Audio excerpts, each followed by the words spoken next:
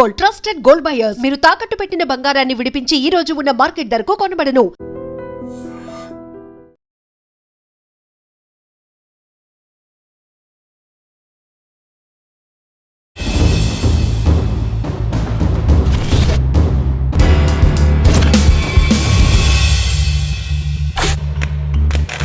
Welcome to iDream. ఆంధ్రప్రదేశ్లో మారేడుమి నగరంలో అమరులైన హిడ్మాకి మొట్టమొదటి బాధ్యత వహించిన సంబాల రవీందర్ అలియాస్ అర్జున్తో పాటు దేశం అంతా కూడా ఆయన పేరు వినబడుతుంది. కానీ హిడ్మాకి తొలుగురు మీరు. హిడ్మా మీకు ఎలా పరిచయం అయ్యారు? మీకు ఎవరు బాధ్యత చేయమని చెప్పారు? హిడ్మాతో మీకున్న అనుభవం ఎలా జరిగింది? అప్పుడు విలాస్ అనే పేరు. ఎర్రగా బక్కగా ఉండేది. ఎక్సర్సైజ్ చేస్తాడు, రన్నింగ్ చేస్తాడు. పడిపోయింది అంటే ఆరోగ్యరీత్యంగా మంచిగా ఉండాలి, ధైర్యవంతులు ఉండాలి. ధైర్యం ఓకే అప్పటికే. నేను ఎప్పుడైతే రివర్స్ పంపినో అప్పటి నుంచి ఆయన మెదలో తిరుగుతుంది. అది నేను ఎందుకు పని చేయ, ఎట్లా పని చేయ, నన్ను ఈ అర్జున్ దాదా గింత చిన్న చూపు చూస్తాడా అనేది ఆయన మనసులో బాగా తీవ్రంగా ఉందన్నట్టు. మీకు ఆయనకి ఎంతకాలం పనిచేస్తారు హిడ్మా మీరు? 6 నెలలు 8 నెలలు మాతోనే ఉంటే. పెద్ద ఎత్తున దాడులు చేయాలంటే మళ్ళీ అందరం కలుసుకోవాల్సిందే, మళ్ళీ విడిపోవాల్సింది. ట్రైనింగ్లో భాగం కూడా దాడిలో ఎలా ఉంటాడు? యాక్టివ్ ఎలా? ఆయనకున్న సామర్థ్యం ఏంటంటే ధైర్యము, తెలివి ప్లస్ ఆ అధ్యయనంలో పుట్టిందే ప్రాక్టీస్. ఇవి అది నేను గ్రహించింది ఆయన డెవలప్ కావడానికి. అదే ఆయన చేసిన వ్యూహం ఎలాగుంటుంది? ఆ వ్యూహంలో పోలీసులు పడ్డారా? అటువంటి దాడులు ఏమైనా ఫెయిల్ అయ్యా? ఆయనకి ఎట్లా కొత్త పోలీసు తయారు చేసిందంటే దాన్ని మొదటి దెబ్బ నాదే పడాలని ఉంటుంది. నేను అట్లే కాదు, వాళ్ళు మన దగ్గరికి వస్తాడు కాదు, మనమే వాళ్ళ దగ్గరికి పోవాలి. అంటే వాళ్ళు ఉరుకుతున్న క్రమం లోపల మనం కొట్టాలి, ఆపి దెబ్బ కొట్టాలని ఈ మొబైల్ ఆంబులెన్స్ అనేది తను డెవలప్ చేసిందే. ఈ సింగర్ మోడల్లో కొట్టింది మొబైల్ ఆంబులెన్స్. అంటే శత్రువు పోతుంటేనే మనం ఫైరింగ్ చేయాలి, అంతే. ఫైరింగ్ చేయాలి, ఆడ ఫైరింగ్ చేస్తే ఆపాలి. రిట్రీట్ అవుతున్నప్పుడు కొట్టడం అన్యాయం కదన్నది. ఫస్ట్ ఏంటంటే గిర్ల యుద్ధం, హిట్ అండ్ రన్, దెబ్బ కొట్టు వెనక్కి తప్పు. అయితే దీన్ని డెవలప్ చేయాలి కాబట్టి మొబైల్ యుద్ధం అంటే గిర్ల యుద్ధం కంటే కొంచెం ముట్టిండు, ఒక 5 చంపిండు కొబ్బరి వాళ్ళను, 5 తుపాలు పట్టుకుని వచ్చింది. ఇట్లా ఏంటంటే ఆయన టాక్టిక్స్ ఏంటంటే శత్రువు వచ్చిందంటే ఆయన్ని కొట్టి ప్రజలను రక్షించాలనేది ఒక మెయిన్. ఇది హిడ్మాకి మీకున్న దీని బంధంలో ఆయన చేసిన మంచి ఆపరేషన్ చెప్పండి. దేశవ్యాప్తంగా ఒక ఆందోళన సృష్టించింది. 76 మంది సిఆర్పిఎఫ్ ముకురం. అది 3 గంటల పోరాటం. 15 రోజుల ముందు అది ప్లానింగ్. ఈయనే అమౌంట్, ఈయనే ఆపరేటర్, అంతా ఈయనే మీద వేసుకొని చేసింది. ఇచ్చేసి అప్పుడు ఇడుమలు ఏం చేసిండు? అదే ఇడుమకున్న ఆ తెలివి, ఆ ధైర్యము, ఆ టాక్టిక్స్ ఉపయోగించడం. ఇక్కడనే ఆయన ఆచరణ లోపల, అనుభవం లోపల రాటుకు వెళ్ళిన ఒక మిలిటరీ కమాండర్. ఆయన ఏం చేసిండు? ఇలా ఉన్న కాడికే ఫైరింగ్ చేయని చెప్పేసిండు. వీళ్ళు ఉన్న ఫైరింగ్ చేసిండు. ఇడుమలు తన బలగాలు పట్టుకొని ఎక్కడైతే వీళ్ళు కవర్ తీసుకోవాలనుకున్నారో వచ్చి కవర్ తీసుకొని కొడుతూ అట్లా 3 గంటల ఫైరింగ్. 76 మంది చనిపోయింది. వీళ్ళు ఒక 12 మంది వీళ్ళు చనిపోయారు, 8 మంది గాయపడ్డారు. అంత తెలివైన వ్యక్తి, శత్రువుని తక్కువ అంచనా వేయని వ్యక్తి. ఇప్పుడు మారేడుమిల్లికి ఎందుకు వచ్చాడు? చాలా పేదరికం అంటే చాలా పేదరికం నుంచి వచ్చిన వ్యక్తి. ఆ ఇంటి పేదరికాన్ని చూసిండు, ఇటు ప్రజల్ని చూసిండు. నారాయణ భయత అనేది అది అందరికీ తెలుసు. ఈ నరాయణ పీక్ వస్తాయి బాగా, అంటే ఇట్లా అంటాడు, ఇట్లా బాగా అంటాడు. ఈ నరాన్ని బాగా పీక్ వచ్చే సమస్య బాగుంటాయి, మందులు వాడతాడు. పీకని మొత్తం చుట్టుముట్టుడు కాబట్టి మనం వేరే రాష్ట్రాలకి వెళ్ళిపోవాలనే ఒక ఆలోచన తీసుకున్నారా అనేది ఒకటి. రెండోది, తనకి సీరియస్గా ఆరోగ్య సమస్య ఉన్నాయి కాబట్టి ఏమన్నా మెడిసిన్ కోసం వేరే హాస్పిటల్కి పంపుతుండ్రా అనేది ఈ 2 ఆలోచనలు తప్ప మిగతా అయితే ఆయన సరైన రైతుడు అనేది నేను అనుకోను. హిడ్మాతో 93 నుంచి ఎంతకాలం పనిచేస్తారు పార్టీలో? 2014. 2014 ఎందుకు వచ్చారు? నాకు అప్పుడు ఆరోగ్యం సహకరించలేదు.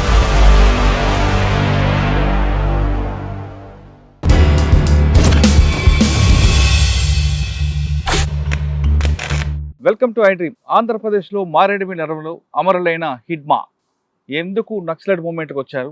హిడ్మా జన్మస్థలం ఎక్కడుంది? హిడ్మాని మావోయిస్టుల వైపు అతను ఆకర్షితుడు ఎవరనే ప్రధాన కారణం ఏంటి? మొట్టమొదటి బాధ్యత ఎవరి దగ్గర తీసుకున్నారు? అది హిడ్మాకి మిలిటరీ ఆపరేషన్ ఎవరు నేర్పారు? అంతేకాకుండా మిలిటరీ ఆపరేషన్తో పాటు అతని జీవన శైలి ఎలాగుండేది? అదేవిధంగా ఆదివాసుల పట్ల ఆయన ఏ విధంగా సానుభూతికి ఉండేవారు? నిత్యం ఆలోచన ఏ విధంగా ఉండేది? కేవలం హిడ్మాతో కాకుండా హిడ్మా భార్య రాజీ, రాజీవ్ కూడా పార్టీలోకి ఎందుకు వచ్చారు, పార్టీలోకి వచ్చాక ఆమె చేసిన కార్యక్రమాలు ఏంటి అనే విషయం తెలుసుకోవాలనుకుంటే హిడ్మాకి మొట్టమొదటి బాధ్యత వహించిన సంబాల రవీందర్ అలియాస్ అర్జున్తో పాటు రాజీకి సమకాలికులైన అలియాస్ దేవక్క వీరిద్దరు ప్రస్తుతం అందరు ఉన్నారు. వీరిద్దరిని అడిగి హిడ్మాతో పాటు రాజీ యొక్క జీవన శైలి ఉండేది, పార్టీ వైపు ఎందుకు రావాలనుకున్నారు, వచ్చిన తర్వాత ఇటీవల జరిగిన ఎన్కౌంటర్లో ఎందుకు ఆంధ్రప్రదేశ్కి వచ్చారనే విషయాన్ని వాళ్ళని అడిగి తెలుసుకుందాం. అక్క అన్న నమస్తే. అక్క నమస్తే. నమస్తే. సంబాల రవీందర్ గారు అలియాస్ అర్జున్ డీకేలో ఎక్కువ కాలం పనిచేశారు. మీరు చేసిన కార్యక్రమాలన్నీ గతంలో మన ఇంటర్వ్యూలో వివరించారు, కానీ అక్క మాత్రం ఇదే మొదటిసారి రావడం. ఫస్ట్ మన అక్కతో వెళ్దాం. హిడ్మా గురించి కన్నా ముందు హిడ్మాతో పాటు రాజీ చనిపోయారు కాబట్టి అక్క, రాజీ చనిపోవడం మీరు చూస్తుంటారు. రాజీ చనిపోయిన విషయం మీకు తెలిసిన వెంటనే మీకు ఎలాగనిపించింది? అసలు రాజీకి మీకు ఎప్పుడు పరిచయం ఏర్పడింది? ఆమె పార్టీలోకి ఎందుకు వచ్చారు? 20 సంవత్సరాల పార్టీలో ఆమె చేసిన కార్యక్రమాలు ఏంటి? రాజే గొల్లపల్లి ఏరియా వీరపురం గ్రామం. ఆ వీరపురం గ్రామంలో ఆ పటేలు బిడ్డ ఈమె రెండో బిడ్డ. వీళ్ళ అక్కలు అక్క చెల్లెలు 5గురు, 2 తమ్ముళ్ళు. వీళ్ళు తమ్ముడు ఒక్కడు ఉన్నాడు. ఒక తమ్ముడు చదివి పిచ్చి పిచ్చి అయ్యి మనోడే పిచ్చోడని మా డివిజన్లో చంపిండు. పార్టీ చంపింది. చుకులి ఈయన ఇన్ఫార్మర్ కోసం వచ్చినని మాత్రం ఆయన పిచ్చోడయ్యి అక్కడ పోయిండు అన్నట్టు. రాజే వాళ్ళ తమ్ముడు. రాజే వాళ్ళ నాన్న అక్కడ వీరపురం గ్రామంలో ఆ పటేలు. కానీ ఆ పటేల్ అయినా కూడా అక్కడ ఉన్న ఈ ఫారెస్ట్ వాళ్ళు భూములు కొట్టుకోవడానికి, సాగు చేయడానికి ఇయ్యకపోయేది. ఆ టైంలో 98లో వచ్చింది ఈమె పార్టీలోకి. 98లోకి వచ్చి పార్టీలో పనిచేసింది.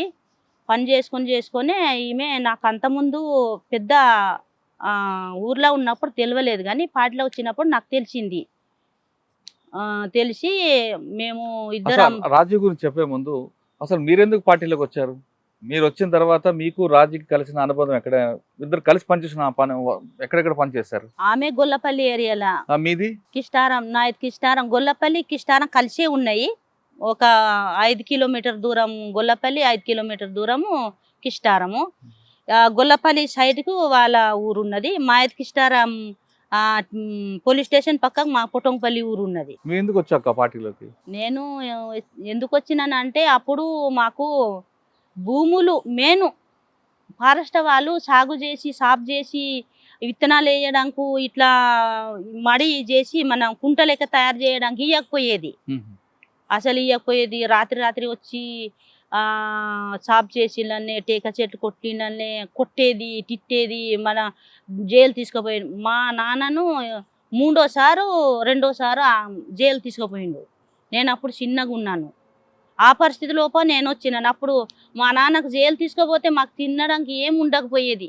అంత కరువు, అంత ఏం లేక పరిస్థితి ఉన్నది మాకు అప్పుడు. ఇంత మేము పాత అంటే సుక్మా జిల్లా అక్కడ మాకు మిరియవాడ అనే ఊరు ఉన్నది. మన మిరియవాడ అనే ఆ ఊరు నుంచి మేము ఈడ వచ్చినాం, భూమి కోసం వచ్చినాం. మా నాన్న వాళ్ళు వచ్చిండ్రు. నేను పుట్టింది ఇక్కడనే. ఇట మొత్తమే సాఫ్ చేయనీయకుంటే ఫారెస్ట్ రేంజరు దప్పేదారులు అన్నీ వచ్చి వీళ్ళ మీద మీరు ఎందుకు భూమి చెట్లు ఎందుకు కొడతారు, కొట్టొద్దు, భూమి ఎందుకు సాఫ్ చేయాలి, సర్కారు భూమి కదా అనే బాగా ఇబ్బంది పెట్టేది మా నాన్న వాళ్ళకు. అట్లా చేసి వీళ్ళు ఈయనే ఊర్లోనే ఇంటికాడ ఉంటే వీళ్ళు మెల్లగా భూములన్నీ సాఫ్ చేస్తారంటే ఒక నెలలు తరబడి బిట్టే అనే టేక చెట్లు ప్లాంటేషన్ తయారు చేస్తారు కదా, బిట్టేకి తీసుకుపోయేది ఫారెస్ట్ వాళ్ళు. ఆ పనిలా ఉండేది. మేము ఇంటికాడ ఉండేది. మా అమ్మ తునికి పండ్లు అవి తెచ్చి ఆకులు ఈ బయట మనం అడవిలో దొరుకుతాయి కదా ఆకుకూరలు, అవి అట్లా జమ చేసుకొని ఇప్పగింజలు ఇవన్నీ జమ చేసుకొని అట్లా అంగడికి తీసుకుపోయి అమ్ముడు, మాకు తినబెట్టుడు, మాకు చదువుకునేది మా అమ్మ. ఆ పరిస్థితి లోప అదే టైంకు ఇట్లా పబ్లిక్ అక్కడ మొత్తం మెయిన్ కిష్టారం గొల్లపల్లి సెంటరింగా ఫారెస్ట్ వాళ్ళు మొత్తం పోలీసులు తక్కువ ఉండేది. మొత్తం ఫారెస్టు డప్పెదార్ రేంజరు వీలే ఎక్కువ ఉండేది.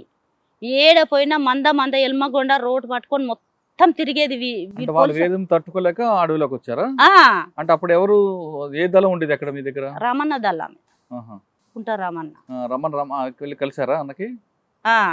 ఏమన్నారన్న? ఇవన్నీ పోవాలంటే మనం ఒక ఇప్పుడు దీనికి అప్పుడు పీపుల్స్ వార్ పార్టీ అని ఉండే కదా, తర్వాత మావోయిస్ట్ అని అయింది. కానీ పీపుల్స్ వార్ పార్టీ ఇది ప్రజల కోసమే కోట్లాడుతుంది. భూములు మనం సొంతం చేయాలంటే కోట్లాడాలి. ఈ రెంజేరు పోలీస్ స్టేషన్లు అన్నీ పోతేనే మన ఈ భూములు దొరుకుతాయని మొత్తం మన దున్నేవానికి భూమి, మన పుట్టినము ఈ భూమిలానే, పెరిగినాము ఈ భూమిలానే, మన భూమి మనకు దొరకకుంటే ఎవరికి దొరకాలి, ఎవరికి చెందాలి ఈ భూము? ఇదే భూమిలో పుట్టినాము, ఇదే భూమిలో పెరిగినాము, మీ భూమి కాదు ప్రభుత్వం భూమి అంటే ఎట్లా వాళ్ళది అవుతుంది? మనము ఈడ జంతువులతో కోట్లాడుతున్నాము, అన్ని వాటికి నీళ్ళు లేక అవన్నీ లేక ఇంత కోట్లాడి మనం ఈడ ఉన్నప్పుడు మీ భూమి కాదనే అంటే ఎట్లా వాళ్ళ భూమి అవుతుంది, ప్రభుత్వం భూమి ఎట్లా అవుతుంది అని మెయిన్ టార్గెట్ పెట్టిండు. మన భూమే మనం సొంతం చేసుకోవాలంటే అందరు పార్టీల ఏకమయ్యి పార్టీల పెద్ద సంఖ్యలో రిక్రూట్ అయ్యి ఇప్పుడు కోట్లాడితేనే మనకు దొరుకుతాయి భూములు. ఇప్పుడు పోలీసుల మీద కోట్లాడాలి, పోలీసుల మీద సంపాలని అప్పుడు అంత పెద్దగా చెప్పలేదు మాకు. కానీ ఫస్ట్ ఫారెస్ట్ రేంజర్ వాళ్ళతోటే కోట్లాడాలి. రమణ ఎంతకాలం తిరిగావు? రామన్నతోట మాకప్పుడు సంఘాలు పెట్టింది 90లోనే. సంఘాలు పెట్టు మహిళా సంఘాలు మహిళా సంఘాలు మాకు 90లో పెట్టిండ్రు. అప్పుడే 90లోనే పెట్టంగానే మాకు కొద్ది రోజుల టైంకేనే జనజాగరాన్ని అప్పుడు లేపింది. ఇంకా ఆడాడ మొత్తము పోలీసు వాళ్ళు వచ్చి కొట్టుడు తీసుకుపోడు, సంఘాలకన్నీ నిర్మాణాలకన్నీ తీసుకుపోవడం స్టార్ట్ అయింది. అప్పుడే ఇంకా 90లో జనజాగర వచ్చింది. మేము 90లోనే సంఘాలని నిర్మాణాలు అయినాయి. ఇంకా అదే టైంకి మేము కూడా అంత పెద్దగా, అప్పుడు నేను చిన్నగా ఉండే, అప్పుడు చిన్నతనంలోనే. ఇంకా వీళ్ళు మా బాబాయ్ వాళ్ళందరూ ఇప్పుడు ఉన్నాడు వెంకటేశు, వాళ్ళందరు పాటలా వచ్చిండ్రు. వాళ్ళకు చూసి మేము కూడా అసలు పోవాలి ఇవన్నీ ఫారెస్ట్ ఇప్పుడు అడవి అంతా నరికి బీట్లు ఇట్లా ఇవి చెట్లని కట్ చేసి అవి మొద్దులు ఇంత మొద్దులు చేసి లారీలు కుంటకు తీసుకుపోయేది బీట్ మొద్దులు. అడవి అంతా మొత్తం అసలు అడవి నరికేది ఫారెస్ట్ వాళ్ళే. మళ్ళా అక్కడ ఉన్న ఆదివాసులు పొలం చేద్దాము, ఒక భూమి సాగు చేద్దామంటే చేయనీయకపోయేది. అలా ఎంతకాలం పనిచేస్తారు పార్టీలో? పార్టీలో నేను 90 నుంచి 91 వరకు 93 దాకా 2 ఏళ్ళు సంఘాలలో పనిచేసి 93లో నేను పార్టీ డైరెక్ట్ రిక్రూట్ అయినా. 93 నుంచి ఎంతకాలం పనిచేశారు పార్టీలో? 2014 దాకా. 2014 ఎందుకు వచ్చారు? నాకప్పుడు ఆరోగ్యం సహకరించలే, మంచిగా లేను, నేను సీరియస్ పేషెంట్ అయినా, ఉండలేకపోయినా నేను పార్టీలో. అట్లనే నేను పేషెంట్ అయిన క్రమంలోనే పార్టీలో కూడా కొన్ని విభేదాలు, అంటే వ్యక్తిగత పార్టీ సిద్ధాంత పరం కాదు, కొన్ని అట్లా విభేదాలు వచ్చినాయి. ఏమొచ్చాయి ఎవరెవరికి? కమిటీలా అట్లా కమిటీ పరంగా. పార్టీలోంచి మీరు దాదాపు 20 సంవత్సరాలు పనిచేస్తారు కదా, 20 సంవత్సరాల్లో అన్న ఎక్కడ పరిచయారు మీకు? అన్న కూడా అప్పుడు మిలిటరీ దళం అని ఉండే, నేను అప్పటికే వచ్చిన పార్టీలో ఉన్నాను. ఒక బాసగూడెంలోనే చూసిన, బాసగూడ దళంలో చూసి పెళ్లి చేసుకుంటా కమిటీకి చెప్పారా? లేదు, చాలా రోజులు కలిసి పని చేసినాం. కలిసి ఒక నేను ఆయనకు చూసుడు అంటే 90లో రిక్రూట్ అయితే 94, 95, 96లో మేము పెళ్ళి అయింది. 3 ఏళ్ళు కలిసి మేము ఒక దళంలోనే పని చేసిన తర్వాత పెళ్ళి అయింది. 20 సంవత్సరాల దళంలో మీరు చేసిన మంచి కార్యక్రమాలు ఏంటి ఉన్నాయి ప్రజల కోసం? నేను మెయిన్ దక్షిణ బస్తారు, పశ్చిమ బస్తారు చెప్పాలంటే, ఏ ఊర్లో ఇంత చెరువు ప్రభుత్వంది ఏం ఇక్కడ భూములు సాగు చేసిళ్ళు, భూములంతా వాళ్ళ అవసరం ఉన్నంత భూము సాగు చేసిళ్ళు. విత్తనాలు కూడా వాళ్ళకి సరిపోయేది అన్న భూము సాగు చేసిళ్ళు. ఒక్కటేమో మన పార్టీ, ఈ పార్టీ ఉండి ప్రతి ఊర్లో చెరువులు పోసిండు. ఒక్కరు కాదు, బాసగూడెంలో సిలింగేరా అనే పెద్ద డేము పోసిండు మన పార్టీయే. ఏ ప్రభుత్వం చేయని పని చేసింది పార్టీ. అంటే జంతన సర్కార్ కూడా మీరు ఉన్నారు? ఉన్నాం. జంతన సర్కార్ అని మేము కూదు నడిపించినాము, స్కూల్ నడిపించినాం, హాస్టల్ నడిపించినాం పిల్లలకు. నేను వచ్చే టైం నేషనల్ పార్క్లో ఒక 100 మందితో హాస్టల్ పెట్టినాం పిల్లలకు. హాస్టల్ అంటే పొద్దున్న మధ్యాహ్నం రాత్రి 3 పూట్ల భోజనం? మొత్తం పర్మనెంటే, పొద్దున మొత్తం 3 పూటల భోజనం హాస్టల్లోనే. ఎంతమంది ఉండేవారు పిల్లలు? 100 మంది. సరే. ఆడపిల్లలు మగ ఇంకేం పిల్లలు. చేశారమ్మ పార్టీలో? అంటే అక్కడ ఉన్న ఆదివాసుల కోసం ఏం చేశారు?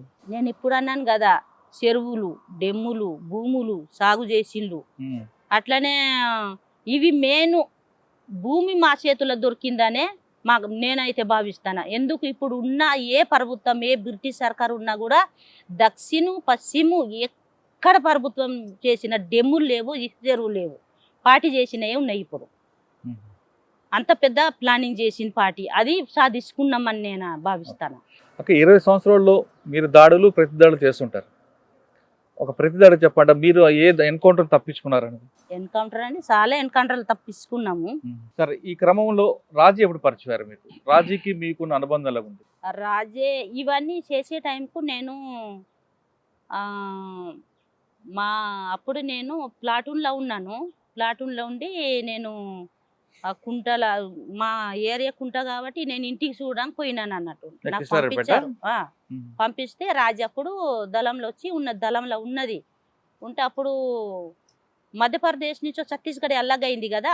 ఆ క్రమంలో నేను మన రాజే కలిస్తే ఇద్దరం మేము ఆ ప్రోగ్రాంకు మొత్తం పబ్లిక్ ప్రజలకు ఆ ర్యాలీలో పంపించుడు, ఆ పోస్టర్ రాసుడు, అన్ని రాసుడు. ఈ సమయంలో మేము ఇంకా నెల 15 రోజులు రాజే నేను ఇద్దరం ఒక దగ్గర ఉన్నాము. మంచి ఫ్రెండ్స్ అయిపోయారు. ఫ్రెండ్స్ అయిపోయినాము. ఎట్లా రిక్రూట్ అయినావు, ఏంది, నానేమన్నాడు, నీకు నాన్న పంపిండా, నీవు రిక్రూట్ అయినప్పుడు నాన్న నీకేమన్నాడు అని ఇద్దరం ఒకళ్ళొక్కరు. ఇంకా నాకు కూడా నాన్న నేను అమ్మ నాన్న నాకు పార్టీలో పో అని నాకు ప్రోత్సహించలేదు, ఇయ్యలేదు, వ్యతిరేకించిండు. అసలు పోవద్దని అప్పుడు పెద్దలు అసలు పార్టీ మంచిది కాదు, అసలు పోవద్దని మొత్తం ప్రసారం చేసేది కదా. అప్పుడు కల్ముదేవాలు అనే పండోడు కల్ముదేవాలు, కాయకోసాలు, అక్కడ కుంటల వాళ్ళందరూ పార్టీ మస్తు వ్యతిరేక చేసేది. కాయకోసాలు వీళ్ళందరూ అసలు ఎవ్వరు పార్టీలో పోవద్దు, ఇట్లా భూముల సమస్య, ఫారెస్ట్ సమస్య ఉన్నా కూడా పోవద్దనే వీళ్ళు ఒత్తిడి చేసేది. అంటే రాజీ నాన్న అమ్మ నాన్న చెప్పారు పార్టీలకు వెళ్ళమని అనలే. నేను అన్ని చెప్పినాక నాకు కూడా అదే పరిస్థితి ఉన్నది. మా నాన్నకి ఇన్నిసార్లు అసలు ఈ పోలీసు వాళ్ళు తీసుకుపోయి జైల్లో పెట్టిండు, జైలు నుంచి వచ్చిండు. ఇంత మనము చేసేది ఏదైనా అధికార శ్వాసాన్ని మన సొంత మాట్లాడడానికి, ఉండడానికి, బతకడానికి ఏం చేసలేదు కాబట్టి. కానీ మా నాన్న నాకు పార్టీలో పోనీయలేదు, మంచి పార్టీ కాదనే అంత ఇక్కడ ఉన్న పెత్తందారు పెద్దలు అంత భూసములు అంతా ఇట్లా చేసింది కాబట్టి అందుకు మా నాన్న కూడా నాకు పోనీయలేదు, వద్దని చెప్పిండు. నా కోసం గుంజుకోవడం కూడా ఎంబడపడ్డారు, నేను దొరకలేకపోయినాననే చెప్తే ఆమె కూడా తోడు చెప్పింది. అసలు నీకు అట్లా చేసిందా, ఇప్పుడైనా నీకు మీ నాన్న మాట్లాడతారు కదా. ఇప్పుడు నేను 98లో వచ్చినాను, ఇప్పుడు కూడా నాకు నాన్న ఎందుకు పోయినా పని చేయ సాత కాకుండా పోయినావనే తిడతాను నాకు ఇంటికి పోతే. కానీ ఆ తర్వాత నాన్న కూడా మంచిగా సహయోగించింది. అప్పుడు ఫస్ట్ అట్లా ఉండే. ఎందుకంటే ఊర్లో ఉన్న పెత్తందారు వీళ్ళందరూ మీ పిల్లలకు పంపిస్తే ఏం భవిష్యత్ అవుతుందని ప్రచారం చేస్తారు కదా, దుష్ప్రచారము. అవి వాటి కోసం భయపడి నాన్న రాజే కూడా మాట్లాడకపోయేదట. పోయినా కూడా ఎలాగుండేది అక్క? రాజీ ప్రజల కోసం ఎక్కువ ఆలోచించేదా లేదా ఇంటి కోసం ఎక్కువ? ఎందుకంటే అమ్మా నాన్నకి ఇష్టం లేక లోపలికి వచ్చింది ఆవిడ. ఆమె ప్రవర్తన ఎలాగుండేది? ప్రజల కోసం ఎక్కువ ఆలోచించేదా? ప్రజల కోసం ఎక్కువ ఆలోచించేది. దాడులు ఎక్కువ ఉండేదా? ప్రజలకి చైతన్య పరచంలో ఎక్కువ ఉండేదా? ఫస్ట్ ఆమె స్టార్టింగ్ లో ప్రజల మీదనే ఉండే. సంఘాలు పెట్టులు, మహిళా సంఘాలు, అన్ని దీనిలోనే పని చేసింది. గొల్లపల్లి కిష్టారం నుంచి ఒక కుంట ఏసీలో మారింది. కుంట ఏసీ నుంచి తర్వాత ఆమె కంపెనీల బెటాలియన్ పోయింది అంతే. మీకు ఆవిడతో బాగా పరిచయం ఉంది కదా. రాజీకి హిడ్మా ఎప్పుడు పరిచయం అయ్యారు? 2002లో అయింది. 3 మధ్యలో అయింది పెళ్లి. వీళ్ళు అప్పుడు ఇడ్మా టీడీలో పనిచేసేటప్పుడు వీళ్ళిద్దరు ఏదో టీడీ టెక్నికల్ డిపార్ట్మెంట్లో ప్రొటెక్షన్ కోసం పోయిండు. వాళ్ళిద్దరు ఆడ కలుసుకున్నారు, మాట్లాడుకున్నారు. మీకు అప్పుడు పరిచయం హిడ్మా? పరిచయం. ఆయన ప్రవర్తన ఎలాగుండేది? చాలా మంచిగా ఉండేది ఇడ్మా. హిడ్మాతో మీకున్న పరిచయం ఎలాగుండేది? ఇడ్మా చాలా మంచిగా ఏ విషయం అయినా ఏదైనా అడిగితే చాలా మంచిగా మాట్లాడేది, మర్యాదగా మాట్లాడేది. ఎందుకంటే ఆయనకంతా మేము సీనియర్లు కదా, ఆయన తర్వాత వచ్చి అభివృద్ధి చెందిన కానీ మేము సీనియర్ కదా. ఏదైనా మాకు నవ్వే లెక్క మాట్లాడేది. మీరు పెద్దోళ్ళు పెద్దక్కలని అట్లా, పెద్దోళ్ళు కదా పెద్దక్కలు ఏదైనా. హిడ్మాని రాజీ ఎప్పుడు పెళ్లి చేసుకున్నారు? అది 2003 2 ఎక్కడ మన అడవిలో అయిందా లేదా హిడ్మా ఇంటి దగ్గర అయింది ఈ పువ్వర్తిలో? ఇంటికి ఆడేందుకు కుంట ఏరియాలో అయింది. మీరందరూ వెళ్ళారు పెళ్ళికి? పెళ్లికి వెళ్ళలే, ఆ, మాట్లాడుకున్నారు. ఇద్దరు పెళ్లి చేసుకున్నారు అని చేసుకోవాలని నిర్ణయించుకున్నారు ఇద్దరని. ఉమ్. అంతే వారు తిన్నాం, తర్వాత పెళ్లి అయిందని విన్నాం అంతే. తర్వాత మళ్ళీ ఎప్పుడు మీరు అందరూ కలిశారు? హిడ్మా, మీరు, రాజీ అందరూ కలిశారు, ఇప్పుడు పనిచేశారా? కలిసినాం. ఎక్కడ? ఎక్కువైతే దక్షిణలోనే, ఆహా. ఈ మన జొన్నగూడెము, ఈ మన సిలింగేరు, అటు పోతే పిడియా, అట్లా కలిసేది. ఇంకా కలిసి రాజే కూడా ఫస్ట్ ఇడుమలో వచ్చిన బియ్యంలా వచ్చినాక రాజే ఏసీ కుంటే ఏసీలో ఉంటే ఆమెకు కూడా బియ్యం అంటే రాజీ, మీరు, హిడ్మా కలిసి ఎక్కడైనా దాడిలో ఉన్నారా? ఏదైనా దాడులు చేశారా? అంటే మీ ఇద్దరు ఎప్పుడు విడిపోయారు, రాజీ మీరు? రాజే నేను పార్టీకి ఎప్పుడో ఇడిచిపెట్టినాను, అప్పుడు ఇంకా రాజేకి నేను కట్ అయినాను అంతే. రాజీ వద్దని చెప్పలేదా? ఉండమన్నారా వెళ్ళిపోమన్నారు బయటికి? మనం ఆ విషయం చెప్పాం కదా, ఆహా. చెప్పలేను నేను ఆ విషయం. కానీ తర్వాత బయటకు వచ్చి ఎప్పుడు కలవలేదా, మాట్లాడుకోలేదా? కలవలే, వాళ్ళు ఎందుకు కలుతారు నాకు సార్, కలవలే. మీతో దాదాపు 20 సంవత్సరాలు అంటే కలిసి ఒక నెల రోజులు కలిసి పనిచేయడం, దగ్గరుండి పనిచేయడం నెల రోజులు అయితే, పార్టీలో ఉండే 20 సంవత్సరాలు మీ ఇద్దరు కలిసి ఉన్నారు, పక్క పక్క గ్రామం. అంత టైం కలవలే గాని ఇట్లా కలిసి 2-3 గంటలు విడిపోయేది అట్లా. అచ్చా. కానీ అది ఒక్కసారి ఆమె గొల్లపల్లి డిప్టీ కమాండర్ గా ఆమె బాధ్యుడిగా ఉన్నది, కమాండర్ రాజేష్ ఉన్నాడు. అది ఛత్తీస్గఢ్ కోసం మేము ప్రజలకు మొత్తం ఏక్త చేసి ఒక 20,000 మందికి మేము కుంట రేలీకి పంపించినాం కదా. ఆ పోస్టర్ రాయడానికి, మాట్లాడడానికి మేము రాయలేక బడి మన స్కూల్ పిల్లలకు తెచ్చి రాపిచ్చినాం అన్నట్టు పోలేంపల్లి. ఇంకా దానిలో మొత్తం ఇప్పుడు కుంట గొల్లపల్లిలో సున్నం నాగేశ్ అని ఉన్నాడు, ఒక ఎడ్ల బండితోటి పోస్టర్ తెప్పించిండు, ఆ వైట్ పేపరు. ఆ రాత్రి ఆ గొల్లపల్లి చుట్టూ తిరిగినాం. గొల్లపల్లి ఒక స్టేషన్కి ఇడిచిపెట్టినాము, అంత చుట్టూ తిరిగి అంత ఊరోళ్ళకి అంతా మాట్లాడి వెళ్ళిపోయినాం. పోలీసు వాళ్ళు ఏవో లైట్ మా మీద వేసిళ్ళు, వేసినా కూడా మేము భయపడలే. రాజు ఉన్నాడు, రాజేష్ ఉన్నాడు, నేనున్నా, పోలీసులు ఉన్నారు, సిఆర్పిఎఫ్ ఉన్నారు, సిఆర్పిఎఫ్లు ఉన్నారు. గొల్లపల్లికి ఎందుకు రాలేదు వాళ్ళు? ఇది తెలితే కానీ ప్రజలు మన మీద మన దిక్కున్నారు కదా, బయట వాళ్ళే సెండ్రి ఉన్నారు. అప్పుడు ఆ పోలీస్ స్టేషన్ పోలీసులు వెళ్ళే తోవల వాళ్ళు సెండ్రి ఉన్నారు. మేము ఊరంతా మాట్లాడినాం. ఇంకా నాగేష్ ఇంట్లో పోయినాము, అన్నం తిన్నాము. ఆ పోస్టర్ ఎడ్ల బండితోటి అడవిలో తీసుకుపోయి తెల్లారి మొత్తం 3 రోజుల్లాగా అత్తారు రాసి పంపిస్తాం ఇంకా పోస్టర్లన్నీ. అంటే అప్పుడు రాజీ మీరు కలిసి పనిచేశారు? నెల 15 రోజులు కలిసి పనిచేసినాం. అంత బాగా అనుబంధం ఉందా మీకు? రాజీ చనిపోయిందని తెలియగానే అనిపించింది? దుఃఖం అనిపించింది సార్, ఏడిపే వచ్చింది. ఇంకా 2 రోజులు నాకు నిద్ర రాలేదు. ఎందుకంటే మేము ముందు వచ్చినాం కానీ ఆమె వెనకొచ్చింది. మా ఏరియా మేమందరం వెళ్ళి వచ్చినాం కానీ ఆమె త్యాగం చేసింది కదా అని నాకు దుఃఖం వచ్చింది. ఇడుమలైనా రాజైనా ఇద్దరికి మస్తు నాకు దుఃఖం అనిపించింది, నిద్ర కూడా రాలేదు. అమ్మా నాన్న వద్దన్న మీరు పార్టీకి వెళ్ళారు, రాజాక్క కూడా పార్టీలోకి వచ్చింది. 20 సంవత్సరాలు మీ జీవితంలో సగభాగం పార్టీకి ఇచ్చారు, ప్రజల కోసం ఇచ్చారు. పార్టీ కోసం ప్రజల కోసం ఇచ్చారు, ప్రజల కోసం. కానీ మీరు అనుకుంది సాధించారా? ఏ లక్ష్యంతో అయితే మీరు పార్టీలోకి వెళ్ళారో ఆ లక్ష్యాన్ని సాధించారా? గెరిలా యుద్ధం, మొబైల్ యుద్ధం నడుతుంది కదా, అప్పుడు విముక్తి ఏరియాలు వస్తాయనే ఏదైనా మేము లక్ష్యం పెట్టిపోయినామో అది ఇప్పుడు ప్రభుత్వం ఉన్న డిపార్ట్మెంట్ చేయనీయలేదు కదా, చేయనీయలే, అది నిలబడనీయలే. అందుకే మేము అది మధ్యలో వదిలిపెట్టినాము అని నేను భావిస్తాను. రాజీ సాధించింది అనుకుంటారా? రాజీ ఒక పాట అంటే ఏరియా ఒక మనకు పట్టు మనకి అధికారం లేకుంటే కూడా ఆమె ప్రజల కోసం త్యాగం ఇచ్చింది. అంటే రాజీ మరణం అనేది అమరులదే కాదనిలే, ఎవరు ఆమె చేసిన త్యాగాన్ని మనం ఎవరు మర్చిపోలేం. మీరు చేసిన త్యాగాన్ని మర్చిపోలేం, కాదనట్లేదు. కానీ ఆమె అనుకున్న లక్ష్యాన్ని వాళ్ళ అమ్మా నాన్న కాదని పార్టీలోకి వచ్చి ఆమె అనుకున్న లక్ష్యం సాధించిందా లేదా అని మీకు తెలుస్తుంది కదా, నాకన్నా మీకే బాగా పరిచయం కాబట్టి. ఇంతవరకు మహిళా ప్లాటూన్ కమాండర్, మహిళలో తొలి కమాండర్ ఇప్పుడు మనం అడమి అలియాస్ దేవకతో మనం ఇంటర్వ్యూ చూసాం. అంటే దేవకకి అదేవిధంగా హిడ్మా భార్య రాజీకి ఉన్న అనుబంధం, ఆవిడ చనిపోయిన తర్వాత వాళ్ళకి ఉన్న బంధాన్ని గుర్తు చేసుకుంటూ ఆవిడ చాలా దుఃఖించారు. ఇక హిడ్మాకి తొలి గురువు ప్రస్తుతం మనతో ఉన్నారు, ఆయనే సంబాల రవీందర్ అలియాస్ అర్జున్. హిడ్మా ఆయన దగ్గర నేర్చుకుని దాదాపు సంవత్సరం పాటు కలిసి పనిచేశారు. తర్వాత హిడ్మా వేరే దళంలోకి వెళ్ళారు. హిడ్మా యొక్క ట్రైనింగ్ ఎలాగుంటుంది, హిడ్మా యొక్క ఆలోచన ఎలాగుంటుంది, హిడ్మా ఆలోచనతో పాటు హిడ్మా ఒక యాక్షన్ చేస్తే ఏ విధంగా యాక్షన్ చేస్తారో విషయాన్ని రవీందర్ అన్న గారు తెలుసుకున్నాను. నమస్తే. నమస్తే. హిడ్మా ఇప్పుడు మొత్తం దేశం అంతా కూడా ఆయన పేరు వినబడుతుంది. కానీ హిడ్మాకి తొలి గురువు మీరు. హిడ్మా మీకు ఎలా పరిచయం అయ్యారు? మీకు ఎవరు బాధ్యత చేయమని చెప్పారు? హిడ్మాతో మీకున్న అనుభవం ఎలా జరిగింది? ముందుగా ఐ డ్రీమ్ ప్రేక్షకులకు, ఐ డ్రీమ్ ఛానల్కి మా యొక్క నమస్కారం. ఇంతకుముందు 2018లో ఇంటర్వ్యూ ఇవ్వడం జరిగింది. అంటే నేను ఏ కారణాల రీత్యా పోయాను, ఎందుకు ఏ వచ్చారు? కారణాల రీత్యా వచ్చాను, మిగతా సిచ్యువేషన్ అంతా ఆ ఇంటర్వ్యూ ఇవ్వడం జరిగింది.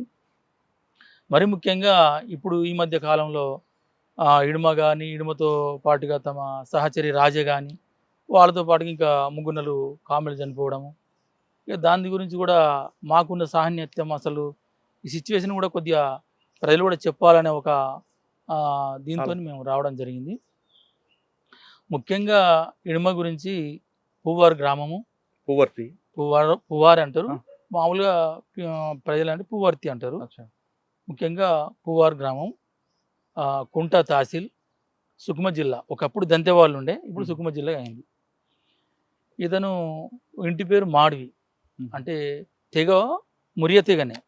ఈ తెగలల్లో మనం ఇంటి పేర్లు అంటారు కదా, మాడివి, ఆ, మరకం, కారం, మీడియం ఇట్లా ఇంటి పేర్లు ఉంటా ఉంటాయి అచ్చా. తెలంగాణలో ఉన్నట్టుగా. ఉమ్, ఇది మాడివి ఆ ఇంటి పేరు. అసలు ఈయన పేరు దేవ, మాడివి దేవ అసలు ఈయన పేరు. పాటలకు వచ్చిన తర్వాత నాకు 1998లో నాకు కలిసిండు. అప్పుడు విలాస్ అనే పేరుండే నాకు కలిసినప్పుడు. మీకు ఎవరు పరిచయం చేశారు? అంటే మాకు 1995లో మాకు ఈ మొదటి ప్లాటూన్ నిర్మాణం ఏర్పడ్డది. అక్కడ ఏంటంటే ఆరోగ్యం రీత్యా మంచిగా ఉండాలి, అంటే రిక్రూట్ చేసుకోవాలి కదా. ఫస్ట్ ప్లాటూన్ కాబట్టి, మిలిటరీ ప్లాటూన్ కాబట్టి ఆరోగ్యవంతులై ఉండాలి, కొద్దిగా బలవంతులై ఉండాలి. అట్లనే ఈ ఒక ముఖ్యంగా ధైర్యవంతులు, ఆరోగ్యవంతులు ఉండాలనే దాంతో పార్టీ ఏం చేసిందంటే 1998లో మన ఇడుమాలను నా దగ్గరికి పంపింది. ఎంత వయసు ఉంటుంది అన్నప్పుడు? అప్పటికి ఆయనకు 20 దగ్గర 20 ఉంటుంది. చిన్నప్పుడే పార్టీలకు వచ్చాడు అంటారు కదా అందరూ? అంటే 2-3 ఆయనే సంవత్సరాలు, 97 ఆ? 90 ఏళ్ళు రిక్రూట్ అయింది సార్. ఆహా. అయిన తర్వాత ఇప్పుడు అదే ఊరు అతను, మన పేరేం పేరు, వినోద్. ఆ, వినోద్ ఈయన సివిల్ తిప్పిండు. అచ్చా అచ్చా. సివిల్లా కొన్ని రోజులు 1+2 3 అన్నట్టుగా తిప్పిండు. అసలు పైలే రిక్రూట్ మన వినోద్, ఆ పువ్వారు నుంచి పైలే రిక్రూట్ వినోద్ ఇప్పుడు చనిపోయాడు అనారోగ్య రీత్యా. ఆయనే 2-3 సంవత్సరాలు తిప్పిన తర్వాత నాకు 97 అంటే 1 సంవత్సరం 2 సంవత్సరాలు తిరిగిన తర్వాత 98 నాకు కలిసిండు. అప్పుడు విలాస్ అనే పేరు. ఎర్రగా బక్కగా ఉండేది, మంచి హుషారుగానే ఉండేది. ఈ కలిసిన తర్వాత మేము ఎక్సర్సైజ్ చేయించాలి కదా, నేను ఎక్సర్సైజ్ చేస్తాంటే రన్నింగ్ చేస్తున్నాం. రన్నింగ్ చేస్తున్న క్రమం లోపల తను ఇది పడ్డాడు. అంటే ఈ ముఖాల్లో ఈ నీలో కొద్దిగా అది బ్లాక్ వస్తుంది అంటారు, దాన్ని పట్టుకుంటుంది అన్నట్టు. అట్లా ఒకసారి పడిపోయిండు. పడిపోవడంతో అరే మరి ఇట్లా ఫస్ట్ మిలిటరీ ప్లాటూన్ కదా, మన డీకెళ్ళే మంచిది, అంటే ఆరోగ్యరీత్యంగా మంచిగా ఉండాలి, ధైర్యవంతులు ఉండాలి. ధైర్యం ఓకే అప్పటికి ఆయన, కానీ ఈయన పడుతుండు కదా, ప్రాబ్లం అవుతుంది. దాంతో నేను నేను ప్లాటూన్లో పని చేయలేడని దాంతో మళ్ళీ ఆర్గనైజేషన్ పంపిన ఇతన్ని, ఈ విలాస్ అనే పేరు మీద ఇడుమాను. ఈ ఆర్గనైజేషన్ పోయిన తర్వాత ఎందుకు వచ్చినావు అంటే, ఇట్లా అర్జున్ దాదా నాకు ఇట్లా ఆరోగ్య సమస్యను పంపించడానికి కొద్దిగా నారాజయ్యిండు, కొద్దిగా బాగా చిన్నపోయిండు. నేను మిలిటరీలో పనిచేయనా ఎట్లా ఏడ్చిండు కూడా. ఆయనకు మిలిటరీ మొదటి నుంచి గతంలో చెప్పేది ఏంటంటే, మురియ తెగ అనేది చాలా వాళ్ళు చూస్తే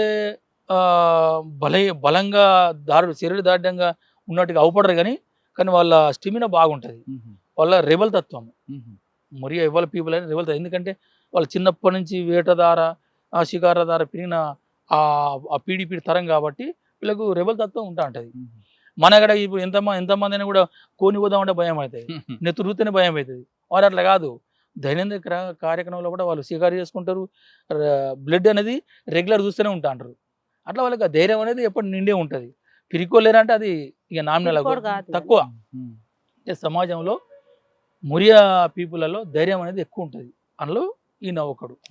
అయితే ఏంటంటే పోయి నేను మిలిటరీలో చాలా కుతూహలంతో వచ్చిండు అన్నట్టు. నన్ను రావడంతోనే నాకు మిలిటరీలో పంపిస్తానని చెప్పి చాలా ఉత్సాహంతో వచ్చిండు. కానీ ఈయన కొద్దిగా అనారోగ్యం రీత్యా పంపడంతో ఏడ్చిండు కొద్దిగా. ఇక అప్పుడు ఏం చేశారంటే, నీ కాళ్ళ సమస్య ఉంది కదా, ముందుగా నువ్వు టెక్నికల్ డిపార్ట్మెంట్ అంటే టీడీ అంటాం, అంటే ఈ తుపాకులు తయారు చేయడం, రిపేర్ చేయడం, వాటిలలో పంపిరు నన్ను. పంపిన తర్వాత అక్కడ నేర్చుకున్న విద్య ఇది. ఇప్పుడు ఈయన తోపులు తయారు చేయడం కానీ, బైనక్యులర్స్ తయారు చేయడం కానీ, బైనక్యులర్ పెట్టడం కానీ 1 సంవత్సరం 2 సంవత్సరాలు మొత్తం టీడీలో వర్క్లో మన ఆదిలాబాదు బొబ్బర్సెల్క ముల్లదేవరెడ్డి దేవరెడ్డి దగ్గర నేర్చుకున్నాడు ఈయన. ఆయన ఇప్పుడు అరెస్ట్ అయ్యాడో సమ్ ఎక్కడ ఉండు, కరపదాద అంటారు కరపదాద, అక్కడ పాటల పేరు కరపదాద. ఆయన అరెస్ట్ అయ్యాడు బహుశా. బయట ఏం పేరు? దేవేందర్ రెడ్డి, బొబ్బర్సెల్క ఆదిలాబాద్. ఆయన దగ్గర నేర్చుకున్నాడు ఈ టీడీ వర్క్ అంతా, టెక్నికల్ వర్క్ అంతా అక్కడ నేర్చుకున్నాడు ఈయన. సంవత్సరం 2 సంవత్సరాలు యాక్టివ్గా నేర్చుకున్నాడు అన్నట్టుగా. 3 సంవత్సరాలు నేర్చుకున్నాడు అక్కడ నేర్చుకున్న తర్వాత ఇక పార్టీ చెప్పిన ప్రకారము ఆయన బాసగూడ దళం ఉన్నాడు, తర్వాత కుంటాయిలు కమాండర్ ఉన్నాడు. అప్పుడు ఇక దాళ్ళు కొద్దిగా చిన్న చిన్న పెరుగుతూనే ఉన్నాయి. ఇక అప్పుడు చిన్న చిన్న ఘటనల్లో ధైర్యంగా ఉండడం అట్లా ఇక ఆయన నేను ఎప్పుడైతే రివర్స్ పంపినో అప్పటి నుంచి ఆయన మెదలో తిరుగుతుంది. అది నేను ఎందుకు పని చేయ, ఎట్లా పని చేయ, నన్ను ఈ అర్జున్ దాదా గింత చిన్న చూపు చూస్తాడా అనేది ఆయన మనసులో బాగా తీవ్రంగా ఉందన్నట్టు. మీ ఆయన నాకు పంపించిననే ఏడ్చిని పట్టుకొని పంపిస్తాననే ఏడ్చిండు. కాలు ఇంత వాపున్నది, అది తలిగింది కదా దెబ్బ. ఆయన ఆరోగ్యం పెద్దగా ఏం లేదు కానీ కాలు ఒక్కటే సమస్య, అనారోగ్యంగా తలిగింది. ఏం లేదు కానీ ఇక్కడ కొద్దిగా సమ్ ప్రాబ్లం ఉంది. దాంతో ఆయనకు ఎంత కుతూహలంగా మిలిటరీకి వచ్చిండో మన ఎగ్జామ్ మన రివర్స్ పంపడంతో ఆయన చాలా కసి పెరిగింది, కసి బాగా పెరిగిపోయింది. ఇక అప్పటి నుంచి ఎల్ఓఎస్ కమాండర్లు ఉండగానే చిన్న చిన్న అవి మనం అవి కొట్టడం కూడా ముందు చెప్పుకున్నాడు. ఈ తర్వాత ఈ యాక్టివ్నెస్ ఉన్న తర్వాత అప్పుడు నేను మొదటి ప్లాటూన్ కమాండర్ ఉంటుంది. 2000లో 2 ప్లాటూన్ విడి చేశాను. అంటే గడిచిలో ఒక ప్లాటూను, రెండోది బీజపూర్ జిల్లాలో. అక్కడ నేను 2వ ప్లాటూన్ కమాండర్ అయితే ఉన్నా. అది 2వ ప్లాటూన్ కమాండర్ ఉన్నప్పుడు ఆయన ఈ మిలిటరీ సంబంధించిన అన్ని ఈ థింకింగ్ ఈ నేచర్ పెరగడంతో ఆయనకు యథావిధిగా 3వ ప్లాటూను తయారు చేసిండు. ఆ 3వ ప్లాటూన్కి వచ్చేసిండు డైరెక్ట్. అంటే ఇప్పుడు మిలిటరీ యాక్షన్స్ కొన్ని చేసిండు కదా, చిన్న చిన్న పెద్ద ప్రమోషన్ వచ్చింది ఉన్నది కదా. ఈ పిల్లగాడు ఏదో కాళ్ళు సమస్యతో పంపిరు కానీ ఇది కరెక్ట్ కాదని చెప్పి ఆయనను 3వ ప్లాటూన్గా వచ్చేసిండు. 3వ ప్లాటూన్లో సభ్యుడిగానే వచ్చిండు అనుకుంటా, బహుశా సెక్షన్ కమాండర్ తెలియదు, అప్పుడు నాకు గుర్తులేదు. ఇక 3వ ప్లాటూన్కి వచ్చేసిండు. ఈ 3వ ప్లాటూన్గా వచ్చేసిండు. అక్కడికి వచ్చిన తర్వాత నేను అప్పుడు ఏంటంటే నేను 2వ ప్లాటూన్ వదిలిపెట్టి 2004లో కంపెనీ 1కి పోయినా. నేను కంపెనీ 1కి వెళ్ళిపోయినా. ఎక్కడది? మాడ్లో. అంటే మొత్తం డీకే వ్యాప్తంగా మొత్తము కంపెనీ 1. దాని కమాండర్కి వెళ్ళిన. ఫస్ట్ మన పార్టీలనే మొదటి కంపెనీ కమాండర్ నేనే. అది 2004లో. అప్పుడు ఇంకేం చేసారు, ఒక్కొక్క డివిజన్కు ఒక్కొక్క కంపెనీ ఉండాలనేది అప్పుడు మన పార్టీ తీసుకున్న నిర్ణయం. అంటే మాడు స్థావరంగా ఒక కంపెనీ ఉండాలి, అంటే ప్రొటెక్షన్ రీత్యా కానీ శత్రుదాళ్ళ రీత్యా కానీ ఎదుర్కోవాలంటే ఒక కంపెనీ ఉండాలని చెప్పి అక్కడ కంపెనీ తయారు చేసిండు. ఇక 2వ కంపెనీ అనేది ఇక్కడ సౌత్ బస్తాల్లో తయారు చేసిండు. అక్కడ 2వ కంపెనీగా ఈ పడకల స్వామి కమాండర్ ఉండే, ఈ ఇడుమలు సెక్షన్ కమాండర్ ఉండే. మీరు ఎక్కడ ట్రైనింగ్ ఇచ్చారానికి? మీకు ఆయనకి ఎంతకాలం పనిచేశారు విడ్మా? మేము ఒక 6 నెలలు 7 నెలలు మాతోనే ఉండే ఇక్కడ మా ఫస్ట్ ప్లాట్ ఉండే. తర్వాత ఇక మేము దాడులు అయితే కలుసుకుంటాం కదా. ఇప్పుడు పెద్ద ఎత్తున దాడులు చేయాలంటే మళ్ళీ అందరం కలుసుకోవాల్సిందే, మళ్ళీ విడిపోవాల్సిందే. ట్రైనింగ్లో భాగం కూడా 50-60 మంది ట్రైనింగ్ చేయాలి. ట్రైనింగ్లో భాగాలు అంటే ఒకే యూనిట్లో మేము పనిచేయకుండా కలిసేది మీటింగ్ల రీత్యా, మన ట్రైనింగ్ల రీత్యా, దాడుల రీత్యా కలిసేది, విడిపోయేది. ఆ రకంగా ఏంటంటే తను మంచి ఒక మిలిటరీ మ్యాన్గా, నేను మొదటి కమాండర్ అయినా కూడా నా నుంచి మిలిటరీ ట్రైనింగ్ కూడా నేను ఇచ్చేది కదా. మధ్య మధ్యలో ఎప్పుడు కలుసుకున్నారు? మధ్య మధ్యలో అంటే వచ్చిన తర్వాత ఇప్పుడు ఇక్కడ మన మురికినారు రేడ్ ఒకటి జరిగింది. మురికినారు రేడ్లో భాగంగా కలుసుకున్నాం. ఒకటి అంతకుముందు బాస కూడా ఒక మిలిటరీ క్యాంప్ జరిగింది, అందులో భాగంగా కలుసుకున్నాం. ఇట్లా కొన్ని దాళ్ళ సందర్భంగా మేము మధ్య మధ్యలో కలిసి. దాడిలో ఎలా ఉంటాడు యాక్టివ్? అదే ఇప్పుడు ఆయనకు ఉన్న సామర్థ్యం ఏంటంటే మిలిటరీలో, అంటే బూర్జో మిలిటరీలో కానీ గిరిల మిలిటరీలో కానీ ఎక్కడైనా కూడా ఈ మిలిటరీ ఎత్తుగడలు ఎట్లా వస్తాయి, ఆయన ఎందుకు ఈ స్థాయి వరకు చేరుకున్నాను అనుకున్నప్పుడు నా అబ్జర్వేషన్, ఒక నేను మిలిటరీ డైరెక్టర్ కూడా, మిలిటరీ ఇన్స్ట్రక్టర్ కూడా, నేను అబ్జర్వ్ చేసింది, నాకు అవగాహనది, నేను ఒక 25 ఏళ్ళు మిలిటరీలో పనిచేసిన కాబట్టి ఫస్ట్ ఎత్తుగడ టాక్టిక్స్ అనేది ఎక్కడి నుంచి వస్తాయంటే ప్రతి వ్యక్తి ధైర్యవంతుడై ఉండాలి. ఇది ఫస్ట్ ఆఫ్ ఆల్. దానిలో భాగంగా ధైర్యవంతుడితో పాటుగా తెలివికలుడై ఉండాలి. ధైర్యము తెలివి ప్లస్ ఈ రెండు ఉంటే ఏం చేస్తాడంటే స్థానిక భౌతిక భౌగోళిక పరిస్థితులను అధ్యయనం చేస్తాడు. ఆ అధ్యయనంలో పుట్టిందే టాక్టిక్స్, ఎత్తుగడలు.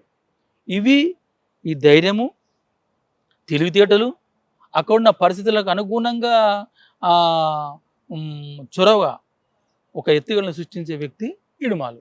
అందుకోసము నీ సిఆర్పిఎఫ్ వచ్చినా, నాగా ఫోర్స్ వచ్చినా, లేకపోతే ఎస్టీఎఫ్ వచ్చినా, ఇప్పుడు కోబ్రా వచ్చినా, మళ్ళీ ఇప్పుడు డిఆర్జీ వీళ్ళంతా వచ్చిన వీళ్ళందరినీ ఎదుర్కొని తట్టుకొని ఇంత బలగాల్ని సురక్షిత నడిపిందంటే ఇవే కారణము. ధైర్యము, తెలివితేటలు, స్థానిక భౌగోళిక భౌతిక పరిస్థితులను అంచనా కట్టి ఎత్తుగడలు సృష్టించింది కాబట్టి ఈయన ఇంత డెవలప్ అయ్యిండు. ఉదాహరణకి ఏంటంటే ఒక పాము వస్తుంది, పాము మన ముందు వస్తుంది, కానీ పిరికున్నాడు ఉరుకుతాడు, ఉరికితే ఆలోచించలేడు.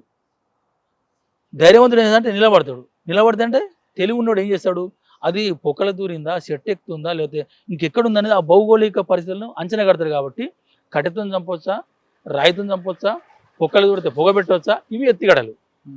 ఒక పామును చంపాలంటే ధైర్యవంతుడు ఆగి తోక పట్టుకోవడమా చంపడం అనేది ఏదైతే ఎత్తుగడ వేస్తాడో ఇడుమ లోపల కూడా ఆ తెలివి ఉన్నది. అది నేను గ్రహించింది ఆయన డెవలప్ కావడానికి అదే. అని ఆ విధంగా ఒక ఎగ్జాంపుల్ చెప్పండి. పాము కాకుండా ఒక దాడి నుంచి ఆయన వేసిన వ్యూహం ఎలాగుంటది, ఆ దాడిలో ఆ వ్యూహంలో పోలీసులు పడ్డారా, అలా అటువంటి దాడులు ఏమైనా ఫెయిల్ అయ్యా? ఒకటి చెప్పండి. ఇప్పుడు సింగనమడుగు అని ఒకటి ఉంది. సింగనమడుగు అప్పుడు ఇప్పుడు కోబ్రా నుంచి వచ్చిన ఫోర్స్ ఏదో ఉండే కదా, స్పెషల్ ఫోర్స్ కాదు కోబ్రా బెటాలియన్ ఫస్ట్ ఈ బెటాలియన్ కొట్టాలని చెప్పి నిర్మాణం చేసిరా. ఫస్ట్ ఏది ఈ కోబ్రా నిర్మాణం చేసిందే సౌదీ బస్తాల్లో ఈ బెటాలియన్ కొట్టాలని నిర్మాణం చేసింది. అయితే సింగనమడుగు దగ్గర ఒక క్యాంప్ వేసింది, టీడీ క్యాంప్, అది టెక్నికల్ డిపార్ట్మెంట్ అని మన అంటే మావోయిస్టు పార్టీలో ఒక క్యాంప్ ఉండే. దానికి సమాచారం అయింది, ఇటు తెలంగాణ నుంచి అటు సుక్మా నుంచి మొత్తం 3 దిక్కుల ఫోర్స్ వచ్చేసింది. క్యాంపు చుట్టుముడుతుండ్రు. ప్రజలంతా ఏమని దాడి జరుగుతుంది అనుకుంటే ప్రజలు ఏం చేస్తారంటే ఇడుమ ఎక్కడన్నాడు, బెటాలియన్ ఎక్కడ, వీళ్ళు తిరుగుతూ అంటారు. బెటాలియన్ కోసం తిరుగుతాడు, వాళ్ళు ఎక్కడున్నా దొరకబడతారు అన్నట్టు. వాళ్ళందికి పోలీసులు వచ్చి రమ్మంటారు అంతే. ఇక నీకు వేరేగా అంటే ఉరుకుతా అంటారు, ఎక్కడని వాళ్ళను బెటాలియన్ పట్టుకొని వచ్చి తీసుకొని వస్తా అంటారు. అట్లేందంటే ఈ సింగనమడుగు అనే ఒక క్యాంపు మీద పోలీసులు దాడి చేసింది. ఈ దాడి చేసి ఆ తుపాకులన్నీ అక్కడ వాళ్ళు ఎవరు దొరకలే. ఒక 10-15 మంది వాళ్ళు బయటి కార్యక్రమాల కోసం అప్పుడు పొద్దున్నే కదా ఈ కార్యక్రమం ఈ అంటే ఈ లెట్రిన్ బాత్రూమ్ల కోసం బయటికి వెళ్ళిపోయారు. క్యాంపులు ఎవరు లేరు, మొత్తం అంతా ధ్వంసం చేశారు. వాళ్ళు క్యాంపులో ఉన్నారు పోలీసు వాళ్ళు. అప్పుడు ఇడుమాలు తన బెటాలియన్ వేసుకొని మొత్తం చుట్టుముడుతుండు, ఆ క్యాంపునంతా చుట్టుముడుతుండు. వాళ్ళు చూసిండ్రు, ఇడుమాలు చూసిండ్రు. మరి అంత ఫోర్స్ వచ్చిన వాళ్ళు మళ్ళీ వీళ్ళని చుట్టుముట్టి కొట్టాలి కదా. కథం వాళ్ళు ఈ ఇడుమాలు వచ్చింది, ఈ చుట్టుముట్టి అంతా చూసిన తర్వాత వాళ్ళు ఒకరికి వాళ్ళు రిట్రీట్ కావడం మొదలుపెట్టిండ్రు. వాళ్ళ లక్ష్యం క్యాంపే ధ్వంసం చేసిపోవాలన్నా లేదా మరి మిగతా బలాలను కొట్టాలన్నా మాకు తెలియదు, కానీ వాళ్ళు క్యాంపును ఖాళీ చేసిపోతున్నారు. అప్పుడు ఇడుమాలు ఏం చేసిండు, అందరు వాళ్ళని కొట్టాలనే ఉద్దేశంతోనే మొత్తం ఆ క్యాంపునంతా మొత్తం ఎన్సర్కిల్మెంట్ చేసి తన బెటాలియన్ అంతా మోహరించి అంత క్యాంపు లోపల దాకా పోయాడు. లోపల పోతే ఏమీ లేదు. సరే ఆయన ఊరుకోవాలి కదా. అంటే మామూలు అయితే ఏం చేస్తారంటే అరే ఇక్కడైతే లేరు కదా ఇంకెందుకు ఊరుకుంటారు అని ఊరుకుంటాడు. ఈయన అట్లా ఊరుకోడు. ఈయనకుంటే ఏంటంటే లోపలికి వచ్చిందంటే ప్రజలకు నష్టం జరిపిస్తారు కాబట్టి వాళ్ళు రక్షించాలి, మనం కొట్టాలి. ఈ కోబ్రాట ఆయనకి ఎట్లా కొత్త ఫోర్స్ ఏం తయారు చేసిందంటే దాన్ని మొదటి దెబ్బ నాదే పడాలని ఉంటుంది నాకు. అంతే ఆయన సిచ్యువేషన్ అంతే.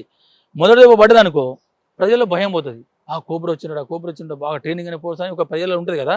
ఫస్ట్ దెబ్బ పడితే వాళ్ళు ఆ భయాందోళన నుంచి బయటపడతారనే దాంతో ఈయనేం చేసిండు, వాళ్ళు పోతున్న చెప్పులు అడుగులు పట్టుకొని మూమెంట్ చేసిండు. మొత్తం మూమెంట్ చేస్తా అంటే వాళ్ళు వెళ్ళిపోతారు, దొరకలేరు.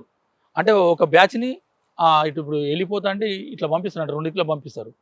అంటే చెట్ల నుంచి అవపడరు కదా వాళ్ళు, ఇట్లా పంపి చుట్టుముట్టగానే వీళ్ళు ఉండరు, మన చేపలాగా వాళ్ళు పోతుండ్రు. ఒక 2 సార్లు ప్రయత్నం చేసిండు, దొరకలే. అయితే ఈయన ఒకసారి చూసినంటే దాని అవగాహన ఎందుకు చేసుకుంటాడంటే అంటే అంటే పోలీసుల పరిస్థితి ఏందని గమనిస్తాడు. ఈయన ఒకసారి చుట్టుముట్టినప్పుడు ఈ వెనుక ఉన్న పోలీసు వాళ్ళు కొద్దిగా ఉరుకుతూ ఉంటూ అవపడ్డాడు ఈయనకు. ఈయన స్వయంగా చూసిండు. ఈయన ఆలోచన ఏంది, మళ్ళీ కొట్టేటోడు అయితేనే ధైర్యంగా నిలబడతాడు. వాడు పోతుండు కాబట్టి ఉరికే సిచ్యువేషన్ ఉన్నాడు కాబట్టి వాడు కొట్లాడడానికి సిద్ధంగా లేడు.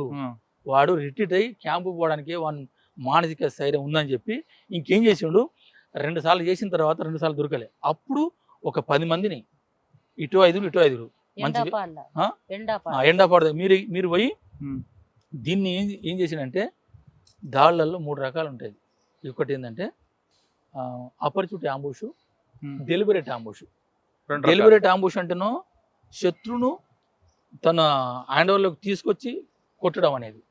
ఈ ఆపర్చునిటీ అంటేనో ఎక్కడ దొరికితే అక్కడ ఆపర్చునిటీ చేయాలి.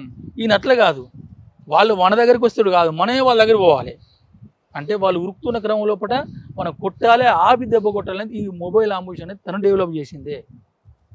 ఈ సింగన్మడులో కొట్టింది మొబైల్ అంబుష్ ఇది. అంటే శత్రు పోతుంటేనే మనం ఫైరింగ్ చేయాలి, అంతే ఫైరింగ్ చేయాలి. ఆడ ఫైరింగ్ చేస్తే ఆపాలి. కానీ అది రిట్రీట్ అవుతున్నప్పుడు కొట్టడం అన్యాయం కదన్నది. వాళ్ళు వెళ్ళిపోతున్నారు కదా భయంతో, పారిపోతున్నప్పుడు కొట్టడం అది అన్యాయం. అంటే అక్కడ ఉన్న ఆ ఘర్షణలు ఇక్కడ ధ్వంసం చేశారు కదా క్యాంపునంతా తుపాకులంతా ధ్వంసం చేసి పోయారు. అది ఉంటది ఆ కోపం, ఆ కోపమే. ఆ కోపం ఏ పోయినా కూడా మన లోపలికి వచ్చి మొబైల్ యుద్ధం మారవాలనే ఒక పార్టీ టాక్టికల్ తీసుకున్నది కదా, దానికి పోవాలని ఆయనే. అంటే ఇప్పుడు ఫస్ట్ ఏంటంటే గిరిల యుద్ధం, హిట్ అండ్ రన్, దెబ్బ కొట్టు వెనక్కి తగ్గు. అయితే దీన్ని డెవలప్ చేయలేదు కాబట్టి మొబైల్ యుద్ధం అంటే గిరిల యుద్ధం కంటే కొద్దిగా ముందు మందంగా జరుగుతుంది. అంటే కొట్టడం ఏమంటే రిట్రీట్ కాదు, స్లోగా రిట్రీట్ అవ్వడం జరుగుతుంది. దీన్నే మనం మొబైల్ యుద్ధంలో పోవాలనేది ఒక పార్టీది కాబట్టి సరే పోయిండ్రు, చుట్టుముట్టిండ్రు, ఒక 5 చంపిండ్రు కొబ్బరి వాళ్ళను.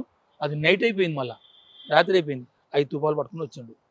ఇట్లా ఏంటంటే ఆయన టాక్టిక్స్ ఏంటంటే శత్రువు వచ్చిందంటే ఆయన్ని కొట్టి ప్రజలను రక్షించాలనేది ఒక మెయిన్. ఇది అలా చాలా మీరు ఆయన టాక్టిక్స్ చూస్తుంటారు దగ్గర ఉండి. కొన్ని వీడియోస్ ఆ మధ్య కాలంలో ఆయన బతుకున్న టైంలో చూసా కొన్ని వీడియోస్.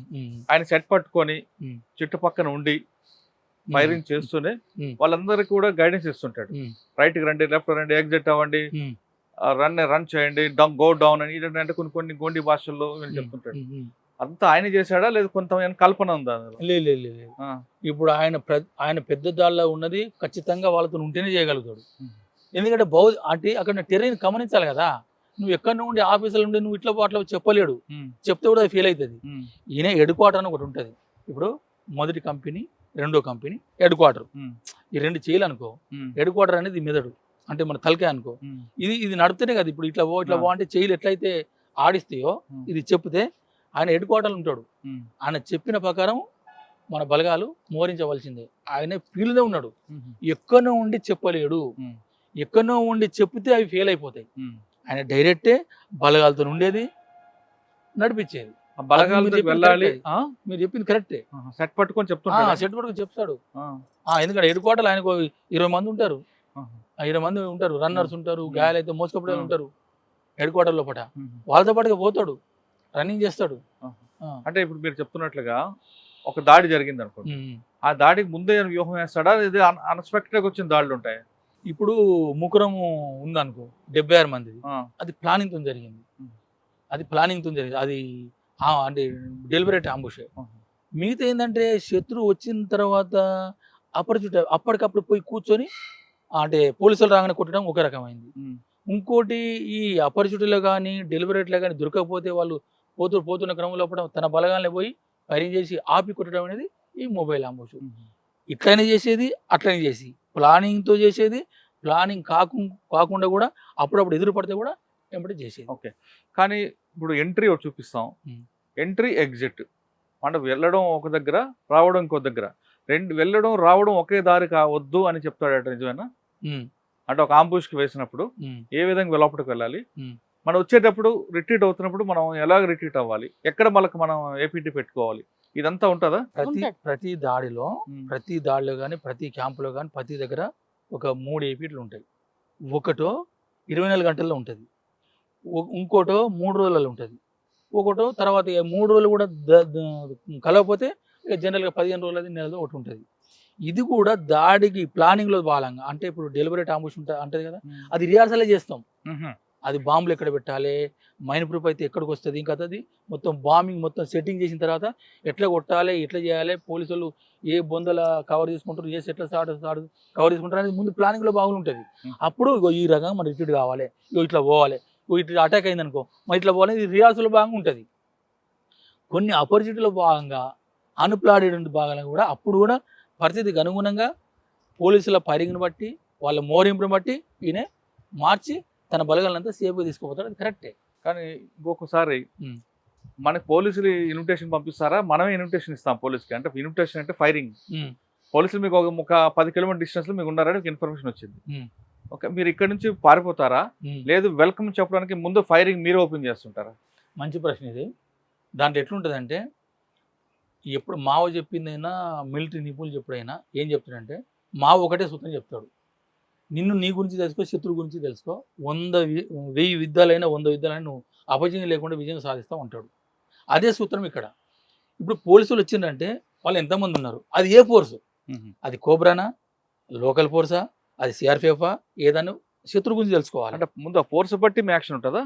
అట్లా కూడా ఉంటుంది. అందుకే తెలుసుకుంటాం ఆయన బలగాలు ఎంత, పోలీసుల బలగాలు ఎంత, 2 కంపెనీలో ఒక కంపెనీ ఏంది, ఇవన్నీ మీకు ఇన్ఫర్మేషన్ వస్తాయి. సెటిల్ ధర వస్తాడు, రన్నర్లు పంపుతారు, ప్రజలు చెప్తా అంటారు.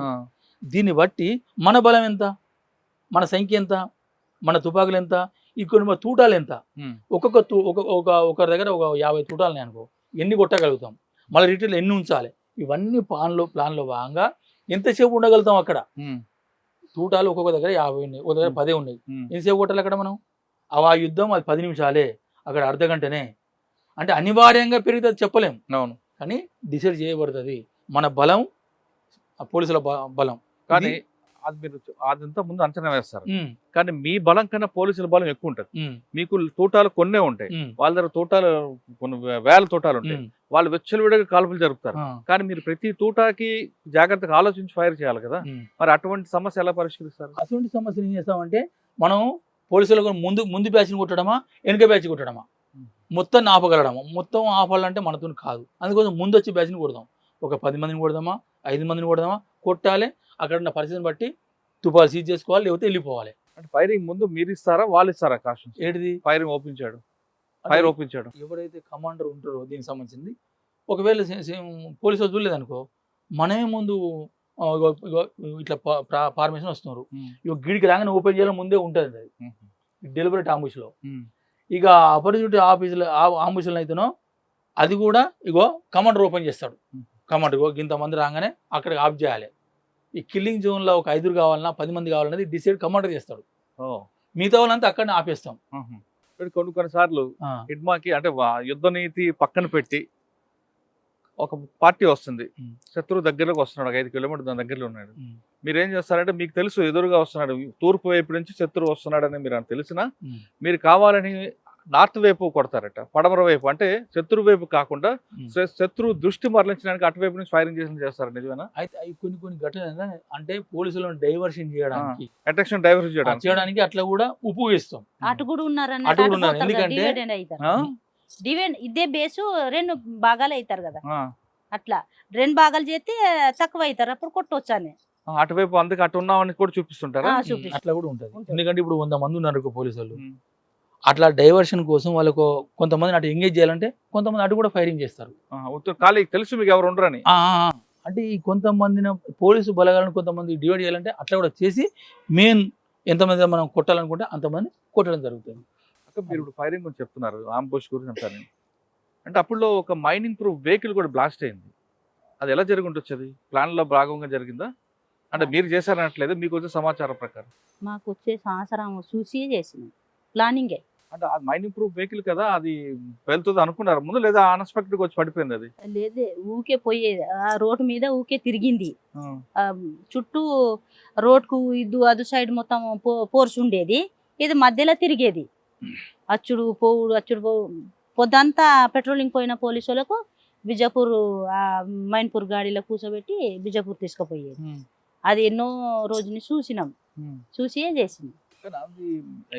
అయితే ఏంటంటే ఈ మైన్స్ పేల్చిన తర్వాత అప్పుడు ఫస్ట్ ఏంటంటే ఏమో ఇది జీవి కదా ఎంత వెళ్తుంది అంత అవగాహన లేకుండే ఉన్నది రసాయన శాస్త్రంలో ఎంత పెట్టాలని అంత ఉన్నది కానీ ఏమో మిస్ అయితే ఎట్లా అని చెప్పి 15 కిలో 20 కిలో 30 కిలో పెట్టేది. పెట్టేటప్పుడు అందులో 6 7 పోలీసు వాళ్ళు జీబు అంటే అది తునకలి తుపాలు దొరకపోయేది.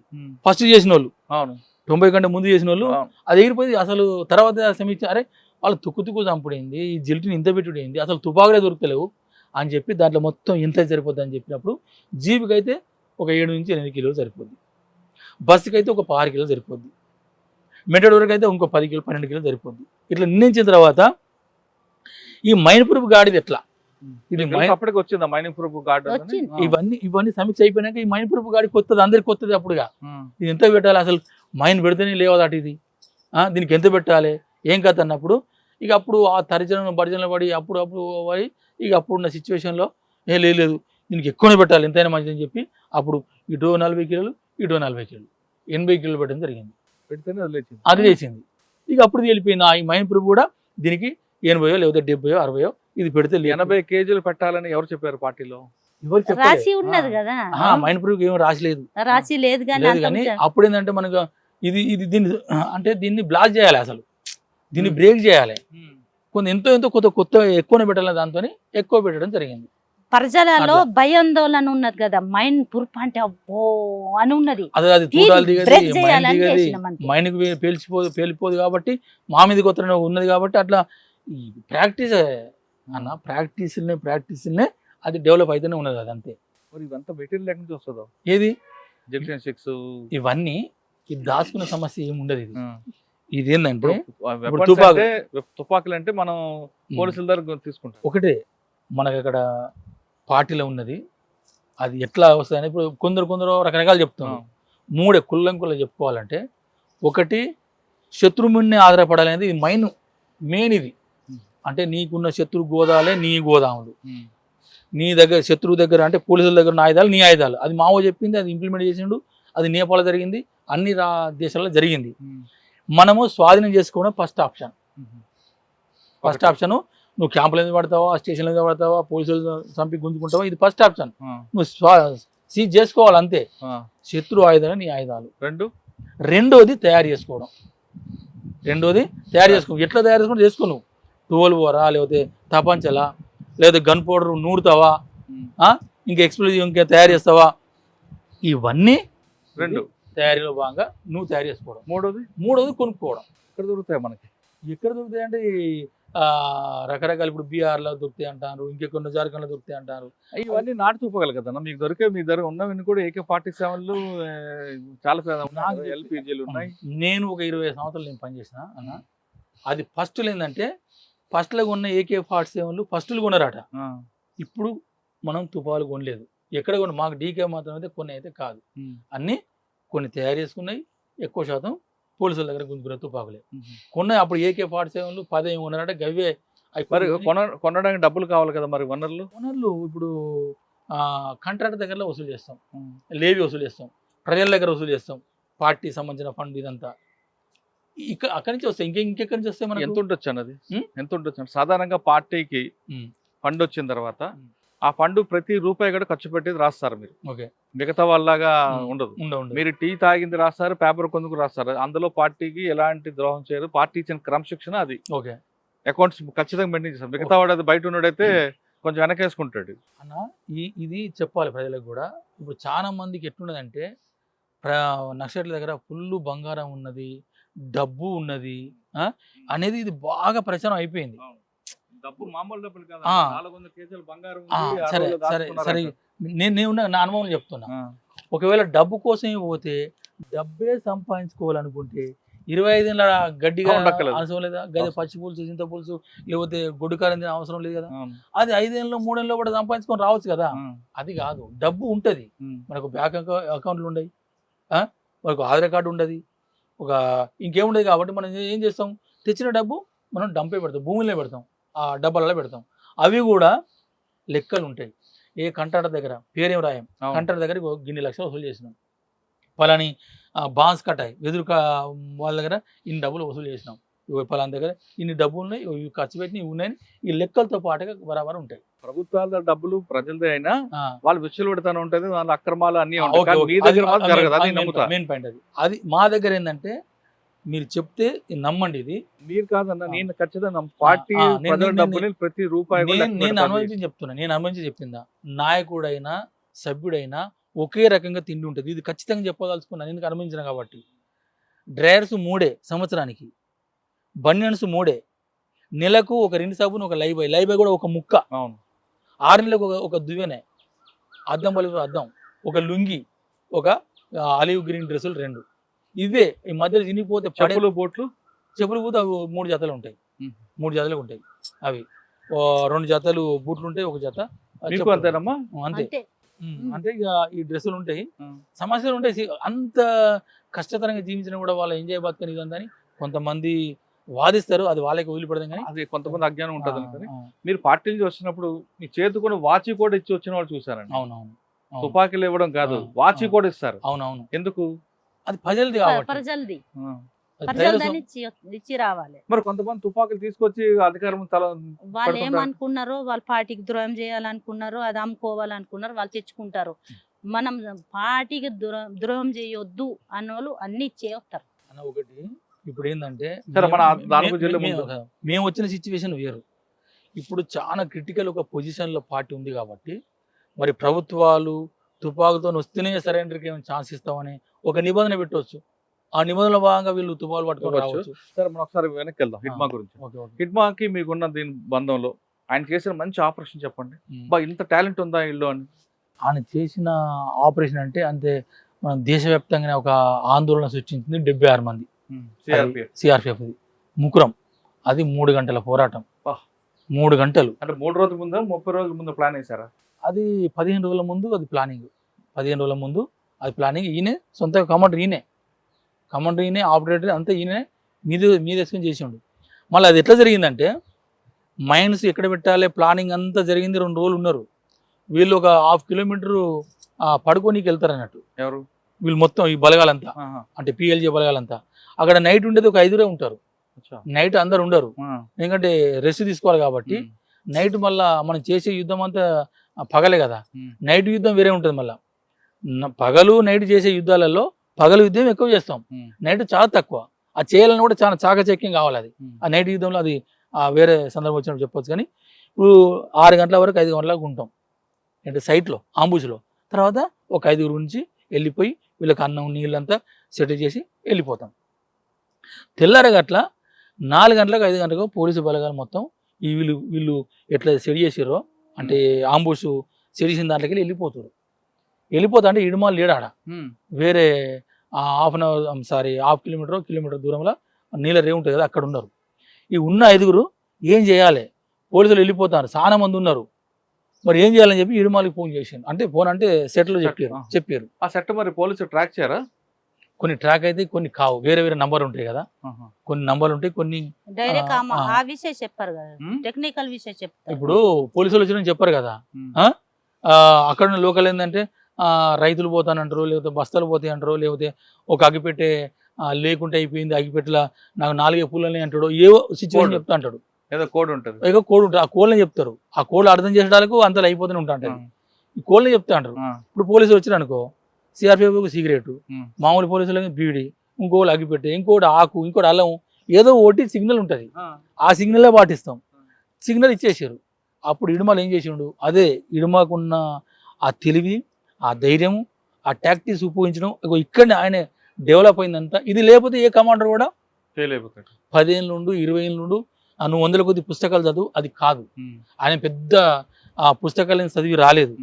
ఆయన ఆచరణ లోపట అనుభవం లోపట రాటు తేలిన ఒక మిలిటరీ కమాండర్. ఆయన ఏం చేసిండు, చలో ఉన్న కాడికే ఫైరింగ్ చేయని చెప్పేసిండు. వీళ్ళు ఉన్న వాళ్ళు ఫైరింగ్ చేశారు. ఫైరింగ్ ఏం చెప్తాడు కోడ్? ఫైరింగ్ చేయమని కోడ్ ఏం చెప్తాడు? ఏదైనా చెప్పవచ్చు. ఏదైనా టమాటా తొక్కు అంటాడా, లేకపోతే ఆపిల్ గొయ్యి అంటాడా, ఏదో ఉంటా అంటది. అంతే. సుక్కం చూడు అంటాడా, ఏదో ఒక కోడ్ ఉంటుంది. అన్ని కోడ్సే. ఇటువంటి నువ్వు ఫైరింగ్ చేయని అట్లా ఏం చెప్పాడు, అన్నిటి కోడ్స్ ఉంటాయి. నేను గాయాలైనా కోర్సే ఉంటుంది, నేను చనిపోయినా కోర్సే ఉంటుంది, నాకు తూటాలు అయిపోయినా కోర్సే ఉంటుంది, తూటాలు కావాలనే కోల్డ్ భాషలో ఫైరింగ్ చేయమన్నాడు. ఆ, ఫైరింగ్ స్టార్ట్ అయిపోయింది. స్టార్ట్ అయిపోయింది. మీరు ఉన్నారు అప్పుడు? మేమేమి లేవు. లేవు. వాళ్ళు వేరే, అది ఆ, అది బెటాలియన్, మిగతా బిఎన్ వాళ్ళే. కంపెనీలు బిఎన్. 300 మంది ఉన్నారు. మెజార్టీ బిఎన్ వాళ్ళు, ఇక మిలిషియా వాళ్ళు వీళ్ళు 300-400 మంది ఉన్నారు. ఫైర్ ఓపెన్ చేశాడు. ఫైర్ ఓపెన్ చేశారు, పోలీసులు ఆపారు. ఫైరింగ్ జరుగుతుంది భీకరంగా. ఆ, అసలు అప్పుడు ఇడమాలు తన బలగాలు పట్టుకొని ఎక్కడైతే వీళ్ళు కవర్ చేసుకోవాలనుకున్నారో వచ్చి కవర్ చేసుకొని కొడుతూ కొడుతూ కొడుతూ కొడుతూ కొడుతూ అట్లా 3 గంటల ఫైరింగ్. 3 గంటల ఫైరింగ్లో 76 మంది చనిపోయారు. వీళ్ళు ఒక 12 మంది వీళ్ళు చనిపోయారు. 8 మంది గాయపడ్డారు. ఉమ్, ఈ 8 మంది గాయపడ్డా అంటే పిఎల్ చేయాలి అంటే మావోయిస్టు నక్సలైట్ల వాళ్ళు 8 మంది గాయపడ్డ 12 మంది చనిపోయారు. వీళ్ళని ప్రజలంతా వచ్చి మంచాలు తీసుకొని వచ్చి వాళ్ళ కోసం చూస్తున్నారు వెనుక ఉండి. వీళ్ళు గుంజుకొని పోతా అంటే ప్రజలంతా మంచాల మోసిపోయారు. ఎక్కడి నుంచి వస్తుంది వాళ్ళకి ధైర్యం? ఇడుమాలంటే బియ్యం అంటేనే వాళ్ళకి గుండెకాయ. ఈ ఇడుమాలు బియ్యం లేకపోతే మాకు అసలు మాకు ఉనికే లేదనేది ప్రజల్లో. అట్లా ప్రజలు వచ్చి వీళ్ళ మోసుకొని పోయారు. వాళ్ళు ప్రజలు హిడ్మా కోసం ప్రాణాలు ఇవ్వడానికి సిద్ధంగా ఉన్నారు కదా. వాళ్ళకి ఆదివాసులకి హిడ్మా ఏమైనా అభివృద్ధి చేశాడా లేదా కేవలం ఒకటే సామాజిక వర్గం అనే దీంతో వాళ్ళందరూ వస్తున్నారు? అట్లని కాదు. ఉమ్, ఇక్కడ సిచ్యువేషన్ ఏంటంటే భూమి మురియా పీపుల్ ఏంటంటే మురియా వాళ్ళు దొరల వాళ్ళు స్థానికులు. ఉమ్, అక్కడ దొరల వాళ్ళు స్థానికులు. మురియా వాళ్ళు జగదల్పూర్ ఏరియా నుంచి అక్కడి నుంచి వీళ్ళు వలస వచ్చిన వాళ్ళు. వీళ్ళకి భూములు కావాలి. భూములు ఫారెస్ట్ వాళ్ళు కొట్టనిస్తలేరు. ఉమ్, మరి కొట్టనియకపోతే ఎట్లా? పార్టీ దళం అప్పుడు ఉండే, రామణ దళం, ఇంకా ఒక 2-3 దళాలు 4 దళాలు ఉండే. వాళ్ళు అప్పుడు తరుమానంతో వీళ్ళకు భూములు అప్పుడే విముక్తిగా వీళ్ళు భావించారు కదా. కాబట్టి హిడ్మా అంటే దేవుడు వాళ్ళకి. ఇంకా ఇప్పుడు ఫారెస్ట్ వాళ్ళు పోయిన తర్వాత ఫోర్స్ పెరుగుతుంది. వీళ్ళ భూములు కావాలి, వీళ్ళ వ్యవస్థ కావాలి. మళ్ళీ భూములు దక్కాలంటే పార్టీ కావాలి కదా. ఉమ్, పార్టీలు అంటే సైన్యం కావాలి. ఆ ఉద్దేశంతో ఏంటంటే సంఘపూలు అని లేకపోతే వీళ్ళు ఈ కమిటీ ఆ కమిటీ పోలీసులు పట్టకపోడు జైలు పెట్టి ఎంత ఉన్నది కదా. అందులో భాగంగా వాళ్ళ రక్షణలో భాగంగా ఇది ఒక ఆదివాసి సమూహం అనే కాదు. ఉమ్, ఆ ఇడుమాలు అంటే వాళ్ళు పార్టీ పద్ధతిలో పనిచేస్తుంది కదా. ఒక ఆదివాసి సమూహం కోసమే కాదు. ఉమ్, ఇక్కడ ఛత్తీస్గఢ్లో కానీ లేకపోతే బీహార్లో కానీ జార్ఖండ్లో కానీ ఇక్కడ ఆదివాసీ వనరులు అంటే అడవి వనరులు ఉన్నాయి కదా, వాటిని రక్షించాలి. ఉమ్, వాటి రక్షణలో భాగంగానే ప్రజలను రక్షించడం. అవి కోల్పోతే కాదు. ఇప్పుడు మనం చూస్తున్నాం సార్, ఇప్పుడు ఏంటంటే ఇక్కడ అన్ని గిట్టలు అన్ని కథాన్ల కోసం ఇంకేమన్నా అవి గ్రైండ్ వెళ్తాయని చెప్పి అన్ని తవ్వి చూసారు. అక్కడ ఇంతవరకు బయలుదేరి తప్ప ఎక్కడ కూడా తవ్వి చూసింది లేదు. వాటి రక్షణలో భాగంగా ఆ భూమి కోసం, ఆ ప్రజలకు అండగా ఉండడం కోసం ఆయనే ఆ యుద్ధ పార్టీ నేతృత్వంలో, పార్టీ గైడెన్స్లో పడినాయి. అంత తెలివైన వ్యక్తి. మీరు చెప్తున్నారు ఆ టోపోగ్రఫీ, ఆ భౌగోళిక పరిస్థితులు అంత అవగాహన ఉంది. శత్రువుని తక్కువ అంచనా వేయని వ్యక్తి. శత్రువుని ఎప్పుడు తక్కువ అంచనా కనిపించట్లేదు ఆయన చరిత్రలో. ఇప్పుడు శత్రువుని ముందస్తు చూసుకొని చేయడం. అంత తెలివైన వ్యక్తి ఇక్కడ మారేడుమిల్లికి ఎందుకు వచ్చాడు? అయితే దీనిలో ఇడుమాల్ది ఒక విషయం చెప్పడం మర్చిపోయినా. ఇతనికి ఒక అన్న ఉంటాడు, ఒక అన్న ఉంటాడు, 2 అక్కలు, 2 చెల్లెళ్ళు, 2 తమ్ముళ్ళు. ఇతను పెద్ద కుటుంబం, చాలా పేదరికం అన్నట్టుగా. ఈ భూమి దున్ని పంట పండిస్తే తప్ప వీళ్ళకు అది లేదు. 2 తమ్ముళ్ళు చనిపోయారు, 2 అక్కలు ఉన్నారు, 2 చెల్లెలు ఉన్నారు, అన్న ఉన్నాడు, వీళ్ళ అమ్మ ఉన్నది, వీళ్ళ నాన్న కూడా చిన్నప్పుడు చనిపోయింది. ఇప్పుడు ఈయనే చాలా పేదరికం అంటే చాలా పేదరికం నుంచి వచ్చిన వ్యక్తి. ఆ ఇంటి పేదరికాన్ని చూసిండు, ఇటు ప్రజల్ని చూసిండు. ఈ అన్నిటితోనంటే ఈ పార్టీ ఒకటే పేద ప్రజలకు అండగా ఉంటుంది. పార్టీ లేకుండా ఏ ప్రభుత్వాలు ప్రజల్ని చూడలేదని ఒక బలమైన అభిప్రాయం తనకు ఏర్పడ్డది. అట్లా పార్టీ సిద్ధాంతము, గైడ్లైన్స్ అంతనే ఉన్నది. అసలు ఏంటిది పార్టీలైన ఏంది, ఇవి కూడా కొన్ని విషయాలు చెప్పాలి. ఈ మారేడుమిల్లిది కొద్దిగా లేడు చెప్తా. ఇప్పుడు మేధావులలో కానీ పార్టీలలో కానీ చర్చ ఏంటంటే అసలు యుద్ధం ఎడిపోతుంది. అసలు సరెండర్ అవ్వడం కరెక్టా కాదా, తుపాకులుగా అప్పగించడం కరెక్టే కాదా. సార్ దీంట్లో ఎవరమైనా పేదరికం పోవాలంటే ఏం చేయాలనేది ఎవరు దాన్ని కంక్లూడ్ చేయడం లేదు. మనకు ఫస్ట్లో ఏంటంటే చైనాది ఒక దీర్ఘకాలిక ప్రజాయుద్ధం అంటే ఒక్కొక్క ఏరియాను విముక్తి చేస్తూ లాస్ట్గా దేశాన్ని ఆక్రమించుకోవాలనేది ఆ దీర్ఘకాలిక ప్రజాయుద్ధం. అది మావో సృష్టించింది. ఒకటి రష్యా మార్గం అంటే సశస్త్ర సాయుధ తిరుగుబాటు. అంటే తుపాకులు ముందు పట్టుకోకుండానే కార్మికులలో, విద్యార్థులలో, మేధావులలో మొత్తం ఈ రాజకీయాలు సృష్టించి తుపాకులు వేరే దిక్కు డంపు చేసి ఎప్పుడైతే ప్రజలు యుద్ధానికి సిద్ధమవుతారో అప్పుడు అందరి తుపాకులు పంచి ఆ ప్రభుత్వం మీద ఒకేసారి దాడి చేసి మొత్తం అన్ని రాష్ట్రాలను ఒకేసారి ఆక్రమించుకోవాలి. అదొక రూట్. రష్యా అదొక రూట్. ఇప్పుడు మనకు ఉన్నది అంటే భారతదేశం భౌగోళిక సామాజిక ఆర్థిక పరిస్థితుల రీత్యా మనం కూడా చైనా లెక్కనే దీర్ఘకాలిక ప్రజాయుద్ధం చేయాలనేదే ఒక లైన్ ఇది. ఈ లైను పద్ధతిలోనే మేము అందరం పోయిన తర్వాత ఇప్పటికి చూడండి ఇన్ని సంవత్సరాలు అవుతుంది. ఇది ఒక గెర్ల యుద్ధం నుంచి మొబైల్ యుద్ధం, స్థావర యుద్ధం, అంటే లోతట్టు ప్రాంతాలనంతా విముక్తి చేస్తూ బేస్ ఏరియాలు నిర్మాణం చేస్తూ ఒక్కొక్క రాష్ట్రాన్ని ఆక్రమించుకొని దేశాన్ని ఆక్రమించుకొని ఈ పెద్ద ఒక వ్యూహం ఇది. ఈ వ్యూహంలో భాగంగా దండకారణ్యంలో ఇక్కడ శత్రువు అంటే పోలీసులు తక్కువ ఉంటారు కాబట్టి, ప్రజలు సామాజిక పరంగా వెనుకబడి ఉంటారు కాబట్టి, అక్కడ పార్టీ అంటే బాగా విశ్వాసంగా కొట్లాడతారు కాబట్టి, దాని సపోర్ట్గా అడిగి ఉంది కాబట్టి, గుట్టలనే కాబట్టి అక్కడి నుంచి స్టార్ట్ చేద్దామని చెప్పి కొండపల్లి సీతారాం ఏం చేసినంటే ఇంత తెలంగాణలో మైదాన ప్రాంతంలో నిర్బంధం ఉంటే తట్టుకోలేమని దాంతో ముందు చూపుతోనే 1980లో ఒక 7 దళాలని ఆదిలాబాదు, తూర్పుగోదావరి, గడిచిరోలి, బస్తర్కు దళాలని పంపిండు. అది ఇప్పటి వరకు డెవలప్ అయింది. అది ఇంకా దీంట్లో ఏంటంటే ఇప్పుడు యుద్ధం తీవ్రతమైన తర్వాత ఈ లైన్ కరెక్ట్ కాదు, ఇది కరెక్ట్ కాదు వాదించడమే తప్ప మరి ఏది కరెక్ట్? కొంత మా దాంట్లోనో ఇది అర్ధవలస అర్ధపు సమాజం కాదు, ఇది డెవలప్ అయింది పెట్టుబడి సమాజం.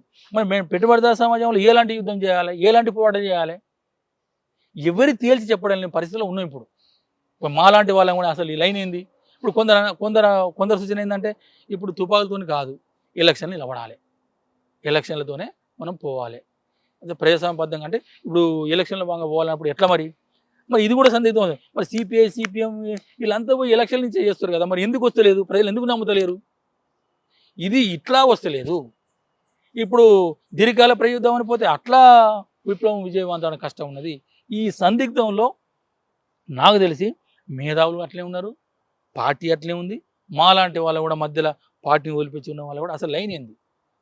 పేద ప్రజల్ని మనం ప్రజాస్వామ్యబద్ధంగా మనం ఎదిరించుకోవాలి, రావాలి, ప్రజాస్వామ్యం రావాలి, దున్యవానికి భూమి కావాలి, అందరు సమానం బతకాలంటే ఏ రూట్లో పోవాలి? అంటే ఇప్పుడున్న పరిస్థితులకు అనుగుణంగా పార్టీ లైన్ కాదన్నది కదా ప్రధాన వాదన.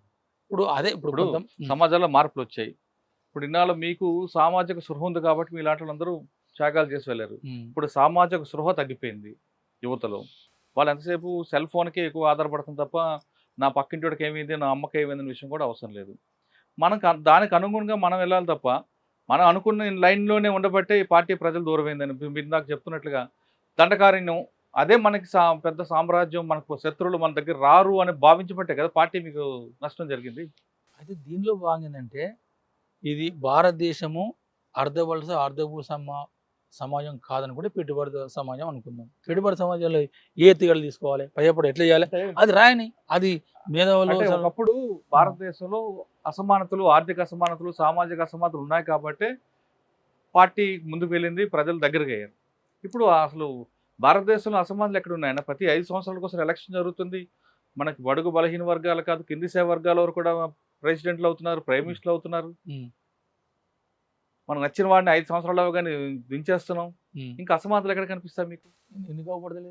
ఎక్కడ? అంటే ఇప్పుడు తినేవానికి తిండి, ఉండేవానికి ఇల్లు, సెల్ ఫోన్ లేని వాడు ఎవరున్నారు? సెల్ ఫోన్ లేదు, ఆ సెల్ ఫోన్ ఏమన్నా పెడుతుంది అన్నం పని కాదు, అదేం ప్రధానం. అన్నం తినకపోయినా ఆడ చేతిలో ఫోన్ ఉంటే చాలు, దానికి అలవాటు పడ్డారు ప్రజలు. నేను అనేది అంటే తిండి పెట్టేది, తిండి పెడుతుందా పెట్టదా ఒక నిమిషం వాళ్ళు గమనించిన విషయం మన దగ్గర కాదు, ప్రజల నుంచి రావాలి. ఇది ప్రభుత్వాలు ఏం చేస్తున్నాయి, వాళ్ళకి సెల్ ఫోన్లకు అలవాటు చేస్తున్నాయి. ఎవరికి? కింద స్థాయి వ్యక్తులకి. వాడు అదే ప్రపంచం అనుకుంటున్నాడు. కానీ నన్ను ఒక విధంగా వంచన చేస్తున్న విషయాన్ని గుర్తించాలి. ఎలక్షన్ లో ఓట్లు కూడా అమ్ముకునేది ఇదే వస్తుంది. ఇక్కడ నా డబ్బు మన డబ్బు ఎందుకు ఇవ్వడు అంటున్నాడు. కాదు, మన డబ్బే మనకి ఇస్తున్నాడు. మనకిచ్చేది వ్యాపారంగా మారుతుంది రాజకీయం. అది మారబట్టే కదా ఈ పరిస్థితులు ఏర్పడుతున్నాయి. ఇప్పుడు మీకు ఒక సెల్ ఫోన్ ఉందంటే చాలండి, తిండి మీరు అన్నారు, తిండి మనకు అన్యాయం చేస్తున్నారనే విషయాన్ని ఎవరికి అవసరం లేదు. నా చేతిలో మొబైల్ ఫోన్ ఇచ్చి దానికి ఒక సిమ్ వేయించి ఆ సిమ్లో ఒక రీఛార్జ్ చేసి చాలు, నీది ఇదే ప్రపంచం అనుకుంటున్నా. ఆ తరహా ప్రజలు కొంతమంది ఉండబట్టే పార్టీకి ప్రజలు దూరం అవుతుంది అనేది కొంతమంది వాదన. ఇది ఒకటి. అయితే ప్రభుత్వాలు కూడా రాజకీయ నాయకులు నేను చెప్పుకోవాల్సిందంటే, ఇప్పుడు సెల్ ఫోన్ అలవాటు చేస్తున్నావు, తాగుడు అలవాటు చేస్తున్నావు, ఈ ఖర్చులు కావాలంటే దొంగలు, రౌడీలు, గుండాలు తయారవుతున్నారు. ఇప్పుడు నక్సలిజం పోయిందంటే ఇప్పుడు వచ్చేది అదే. నేను కుండ బద్దలు కూడా చెప్తున్నా, నక్సలిజం వీళ్ళు పోయిందంటే వీళ్ళు అంటారు కదా నక్సలిజం మొత్తం తోడేస్తాం, పీకేస్తాం, చంపేస్తాం అంటే వచ్చేది మొత్తం వాళ్ళే కాదనను. కానీ ప్రజల్లో ఒక బలమైన కోరిక ఉందంటే, ఇప్పుడున్న రాజకీయ నాయకులు అందరూ కదా, కొంతమంది మాత్రం అవినీతి పరులు అయిపోయారు, అక్రమాలు అయ్యారు. మీరు అన్నట్టుగా తాగుడికి దీనికి అలవాటు చేస్తున్నారు. అంటే వాళ్ళకి అనుగుణమైన ప్రజలు కావాలనేది, లేదు ఉచిత పథకాలని, ఇవన్నీ అలవాటు చేస్తున్నారు. ప్రజలు ఏమనుకుంటున్నారు, మీలాంటి త్యాగాలు చేసిన వాళ్ళు వచ్చి చిన్న చిన్న అంటే మరీ పార్లమెంట్ తరహా కాకపోయినా కింద గ్రామీణ స్థాయిలో నిలబడితే ఎలక్షన్లో ఖచ్చితంగా మిమ్మల్ని గెలిపించడానికి సిద్ధంగా ఉన్నారు. మీరు చేసేది సాయుధ పోరాటం చేసి మీరు చేసిన త్యాగాలు వృధా అయ్యి మీకు రక్త సంబంధులందరినీ దూరం పెట్టి బాధ పెట్టే కన్నా మీరు ప్రజాస్వామ్యంలోకి వచ్చి, అంటే మీరు కాదు ఇప్పుడు ఎవరైతే ఉన్నారో అందరూ కూడా మీలాంటి వాళ్ళందరూ త్యాగాలు చేసే వాళ్ళందరూ కూడా ఒక కమిట్మెంట్ ఉంటారు. మీలాంటి వాళ్ళు ప్రజల డబ్బు అంటే అది మన డబ్బు కాదు అని భావించే వాళ్ళు మీరు, ప్రజల డబ్బు అంటే నా డబ్బు అని భావించే వాళ్ళు రాజకీయ నాయకులు. మీకు వాళ్ళకి ఉన్న తేడా అది. కాబట్టి మీలాంటి వాళ్ళు ప్రజాస్వామ్యంలోకి వచ్చి సామాన్యులుగా కింద స్థాయిలో పోటీ చేస్తే ఖచ్చితంగా ప్రజలు ఆదరిస్తారు. ఒకటి కాబట్టి రెండుసారి, మొదటిసారి ఓడిపోవచ్చు, రెండోసారి ఓడిపోవచ్చు, మూడోసారి ఖచ్చితంగా ప్రజలు మేము గుర్తిస్తారు. మీలాంటి వాళ్ళు వచ్చారనుకోండి మన ప్రజాస్వామ్యం ఇంకా బలంగా ఉంటుంది అనేది నా వాదన. మీ దాంట్లో న్యాయబద్ధమైన ఒక డిమాండ్ ఉంది, ఒక ఆలోచన ఉంది, నేను దానికి ఓకే. అయితే ఇప్పుడున్న పరిస్థితులు నేను చెప్పగలుగుతా. ఇప్పుడు నేను సర్పంచ్ ఎలక్షన్లు వస్తున్నాను, నన్ను ఎన్నుకోవాలి. ప్రజలు నువ్వు అన్నట్టుగా నీతి నియమాలు చూస్తలేదు సార్, డబ్బులు చూస్తలేరు. ఎందుకంటే 10 లక్షలు తయారు చేసుకో, 15 అయితే కావచ్చు. ఇప్పుడు వీళ్ళను డబ్బులు నేను సంపాదించుకొని అప్పు తెచ్చుకొని వీళ్ళని కొని దండం పెట్టి కాలు మొక్కి నేను ఇప్పుడు సర్పంచ్ వచ్చాయి, నేను ఏం చేయాలి? మళ్ళీ నేను డబ్బు సంపాదించుకోవాలి కదా. వ్యవస్థ నిలబడండి, ఒకసారి గెలవరు, 2 సార్లు గెలవరు, 3ఓసారి ఖచ్చితంగా గెలుస్తారు. ఇప్పుడు మీరు అదే ప్రజలు డబ్బులు ఇచ్చి ఓట్లు ఇచ్చుకోవడం కన్నా వీళ్ళని మళ్ళీ అడుక్కోవాలని మీరు అంటున్నారు. ఈ ప్రజల మార్పు ఎలా ఉందంటే, మీరు ఇంత త్యాగాలు చేశారు, 20 సంవత్సరాలు కుటుంబాల దూరంగా ఉండి మీ ఆరోగ్యాలు పాడు చేసి అదేమైనా గుర్తిస్తారనుకుంటున్నారు ప్రజలు? అదే నేను నా కోలిక ఇప్పుడు ఉన్న ఏ మార్గం కరెక్ట్ అయింది ఎట్లా అనుకున్నప్పుడు మన భారతదేశము అన్ని దేశాల కంటే ఒక విభిన్నమైంది.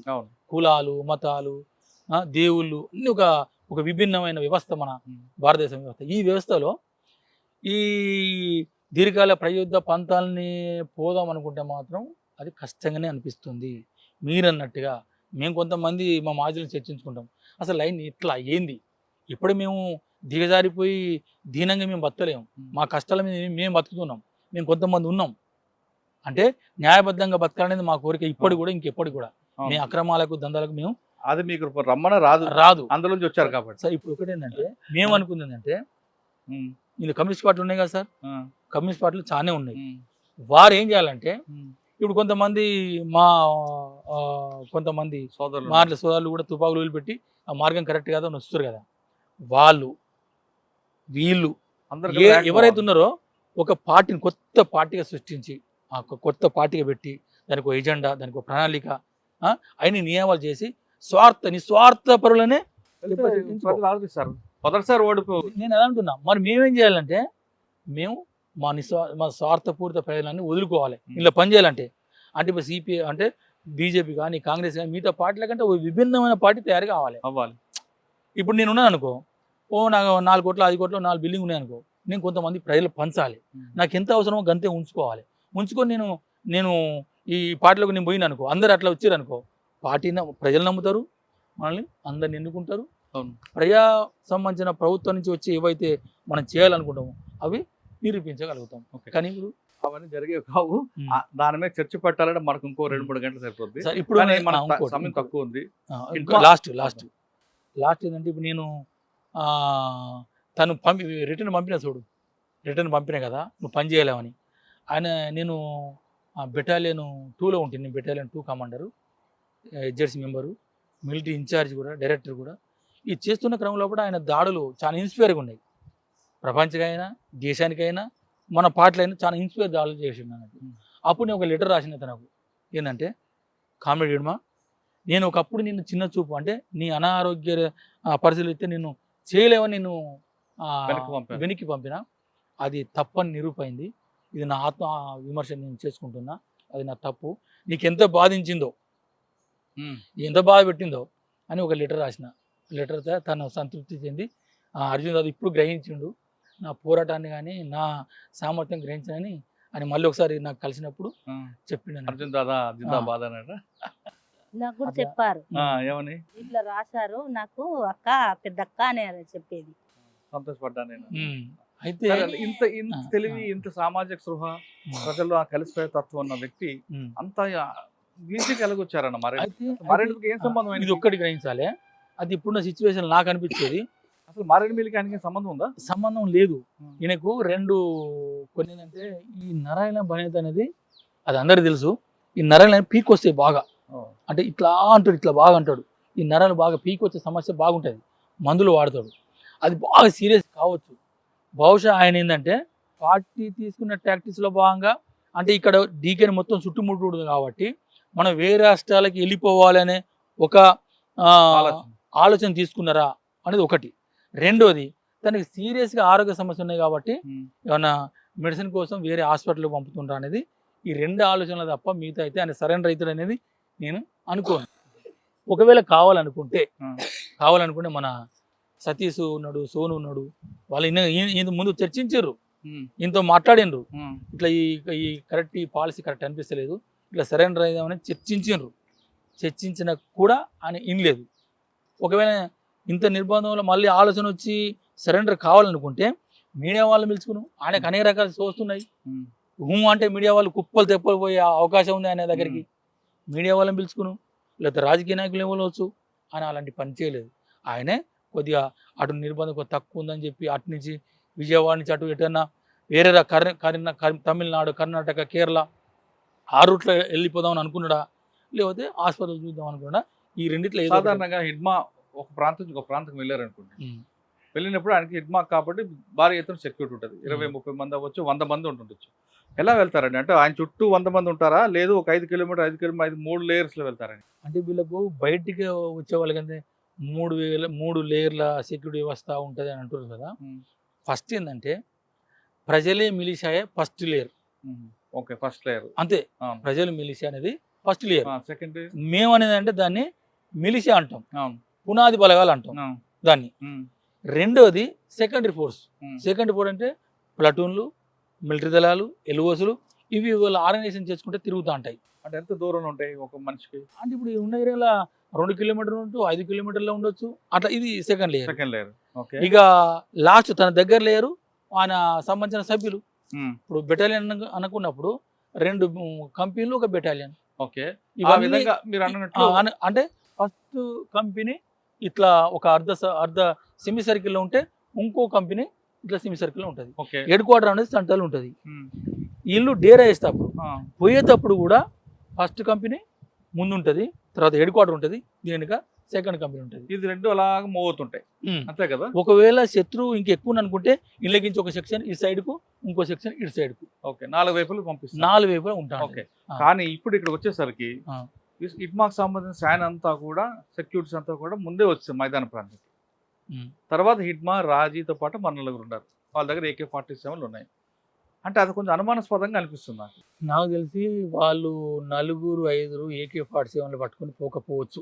వీళ్ళను సివిల్నే పట్టుకొని అంటే మీడియా చెప్పే ప్రకారం అక్కడ సిచ్యువేషన్ మాకు తెలియదు కాబట్టి వాళ్ళ దగ్గర తుపాకులు అయితే లేవు అనిపిస్తుంది.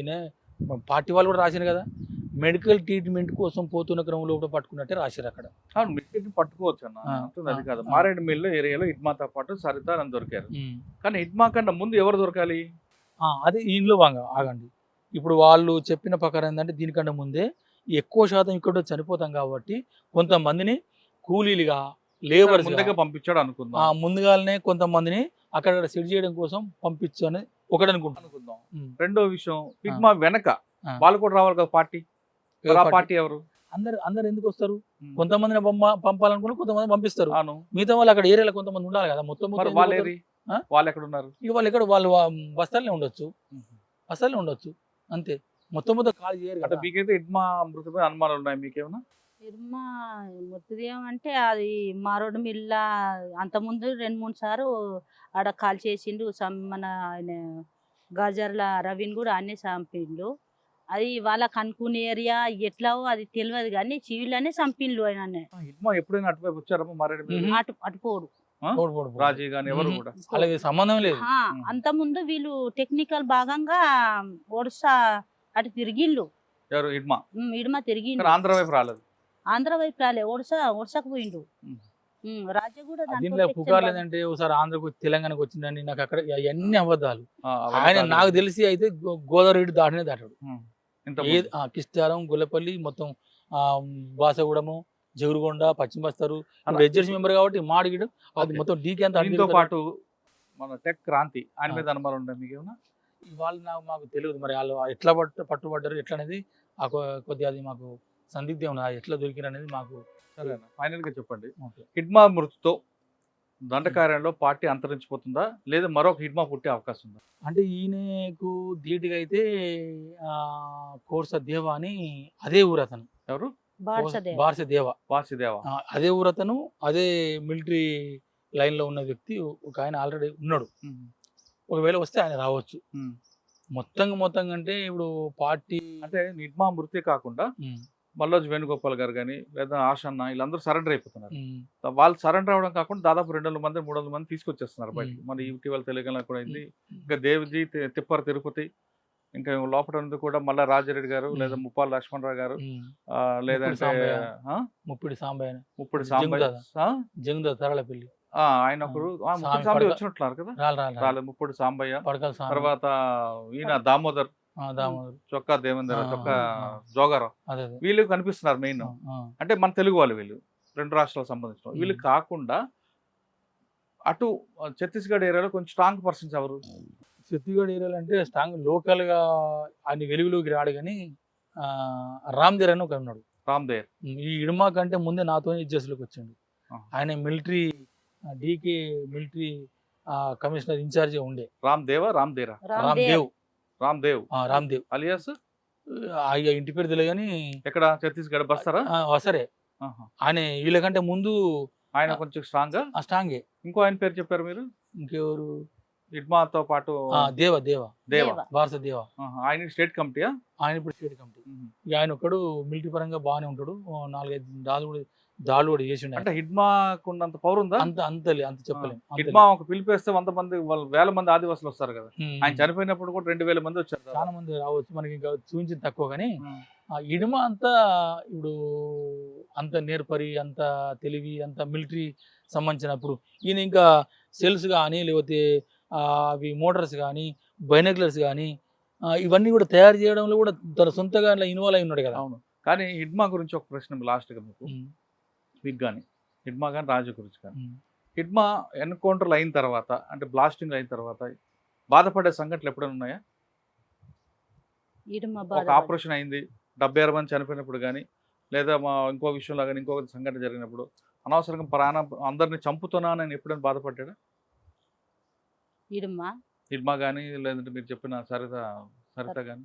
అంటే మా పార్టీ లైన్లో ఎట్లుంటుంది అంటే వీళ్ళంతా పేదవాళ్ళే కానీ మన కోసం చంపనీకి ప్రభుత్వం పంపింది కాబట్టి మనం చంపవలసి వస్తుంది కదా.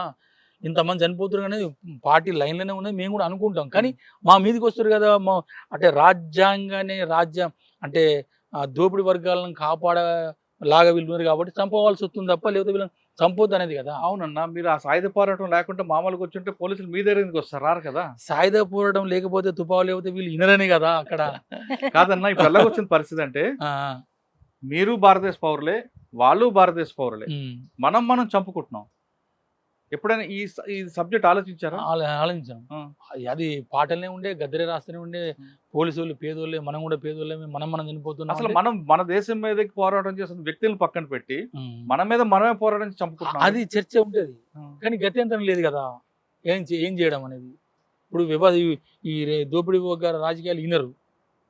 వాళ్ళకు పోలీసు వాళ్ళని వాడుకొని మన మీద పంపిస్తారు. మనం ఇప్పుడు ఈ దోపిడీ కంట్రోల్ చేయాలంటే మన కన్ను మనమే పొడుచుకుంటాం అంటారా? ఇప్పుడు వాళ్ళు అడ్డం వస్తున్న దాంతోనే చంపుతున్నాం తప్ప వాళ్ళని చంపాలని టార్గెట్ కానే కాదని పార్టీ అవగాహన అంతే, మాది కూడా అవగాహన. సరే, ఎప్పుడైనా పార్టీలో మన దేశం మీద పక్కన దేశాలు దాడులు చేస్తుంటాయి, మన మనుషులను చంపేస్తుంటాయి కాశ్మీర్ ఆ ప్రాంతంలో. అరే, మన మనుషులకి పక్క దేశం చంపడం ఏంటి, వాళ్ళ మీద మనం కసి తీర్చుకుందాం, వాళ్ళ మీద పక్క పెట్టుకుందాం అని ఎప్పుడైనా చర్చ వచ్చిందా? వస్తుంది.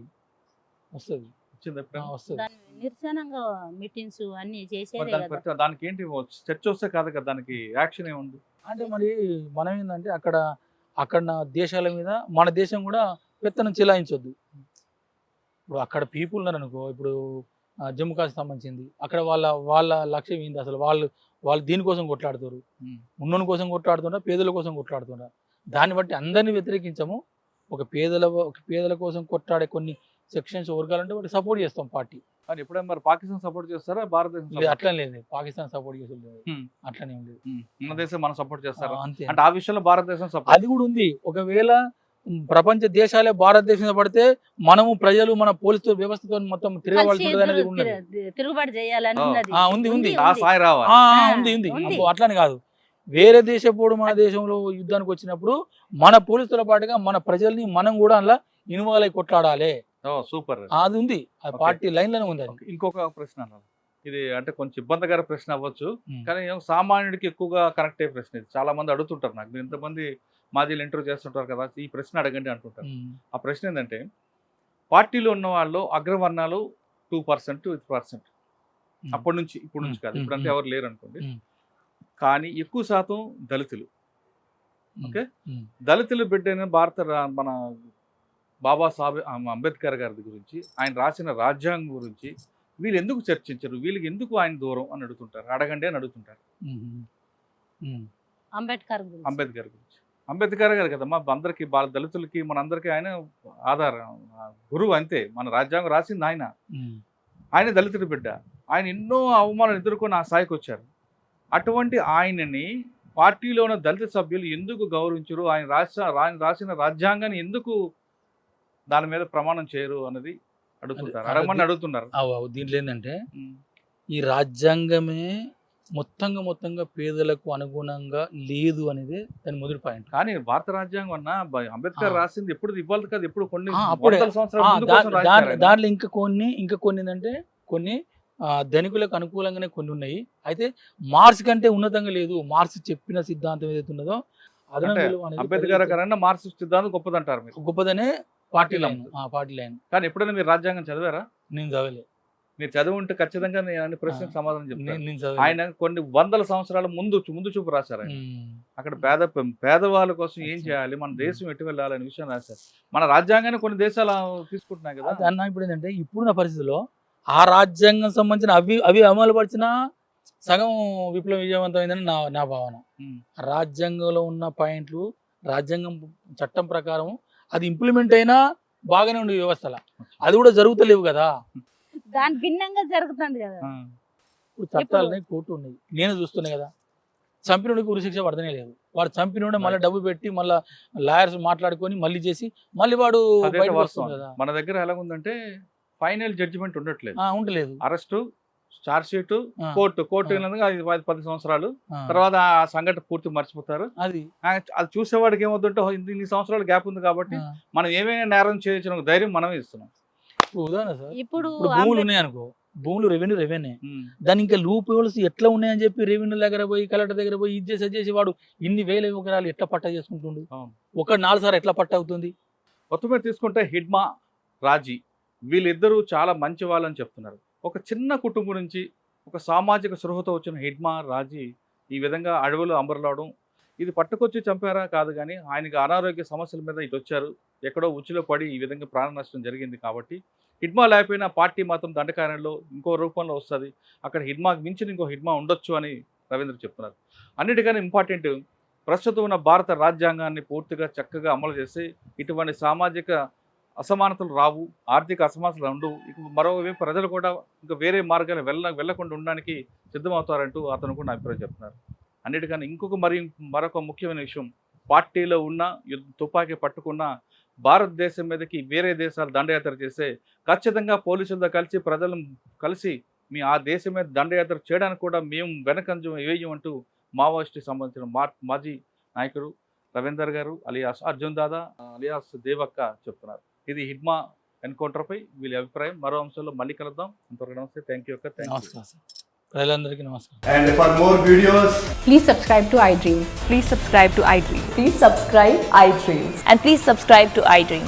For more videos, subscribe to iDream. please like, share and subscribe to the channel. Congratulations, iDream. Subscribe to iDream. Subscribe to iDream. So subscribe to iDream Media. iDream ki iDream team andarki huge congratulations. Please subscribe iDream Media. Please subscribe to iDream. Subscribe iDream. Please subscribe to iDream. iDream అంటే నా కళల channel subscribe చేసుకున్న నోరు తిరుగుతలేదు, మీరైతే గంట గుర్తు కొట్టండి. For more such videos, please subscribe to iDream. Subscribe to iDream. Please subscribe to iDream. Please subscribe iDream Media. Please do subscribe to iDream. Please subscribe to iDream Media. For best entertainment and information, please subscribe iDream. And don't forget to subscribe to iDream.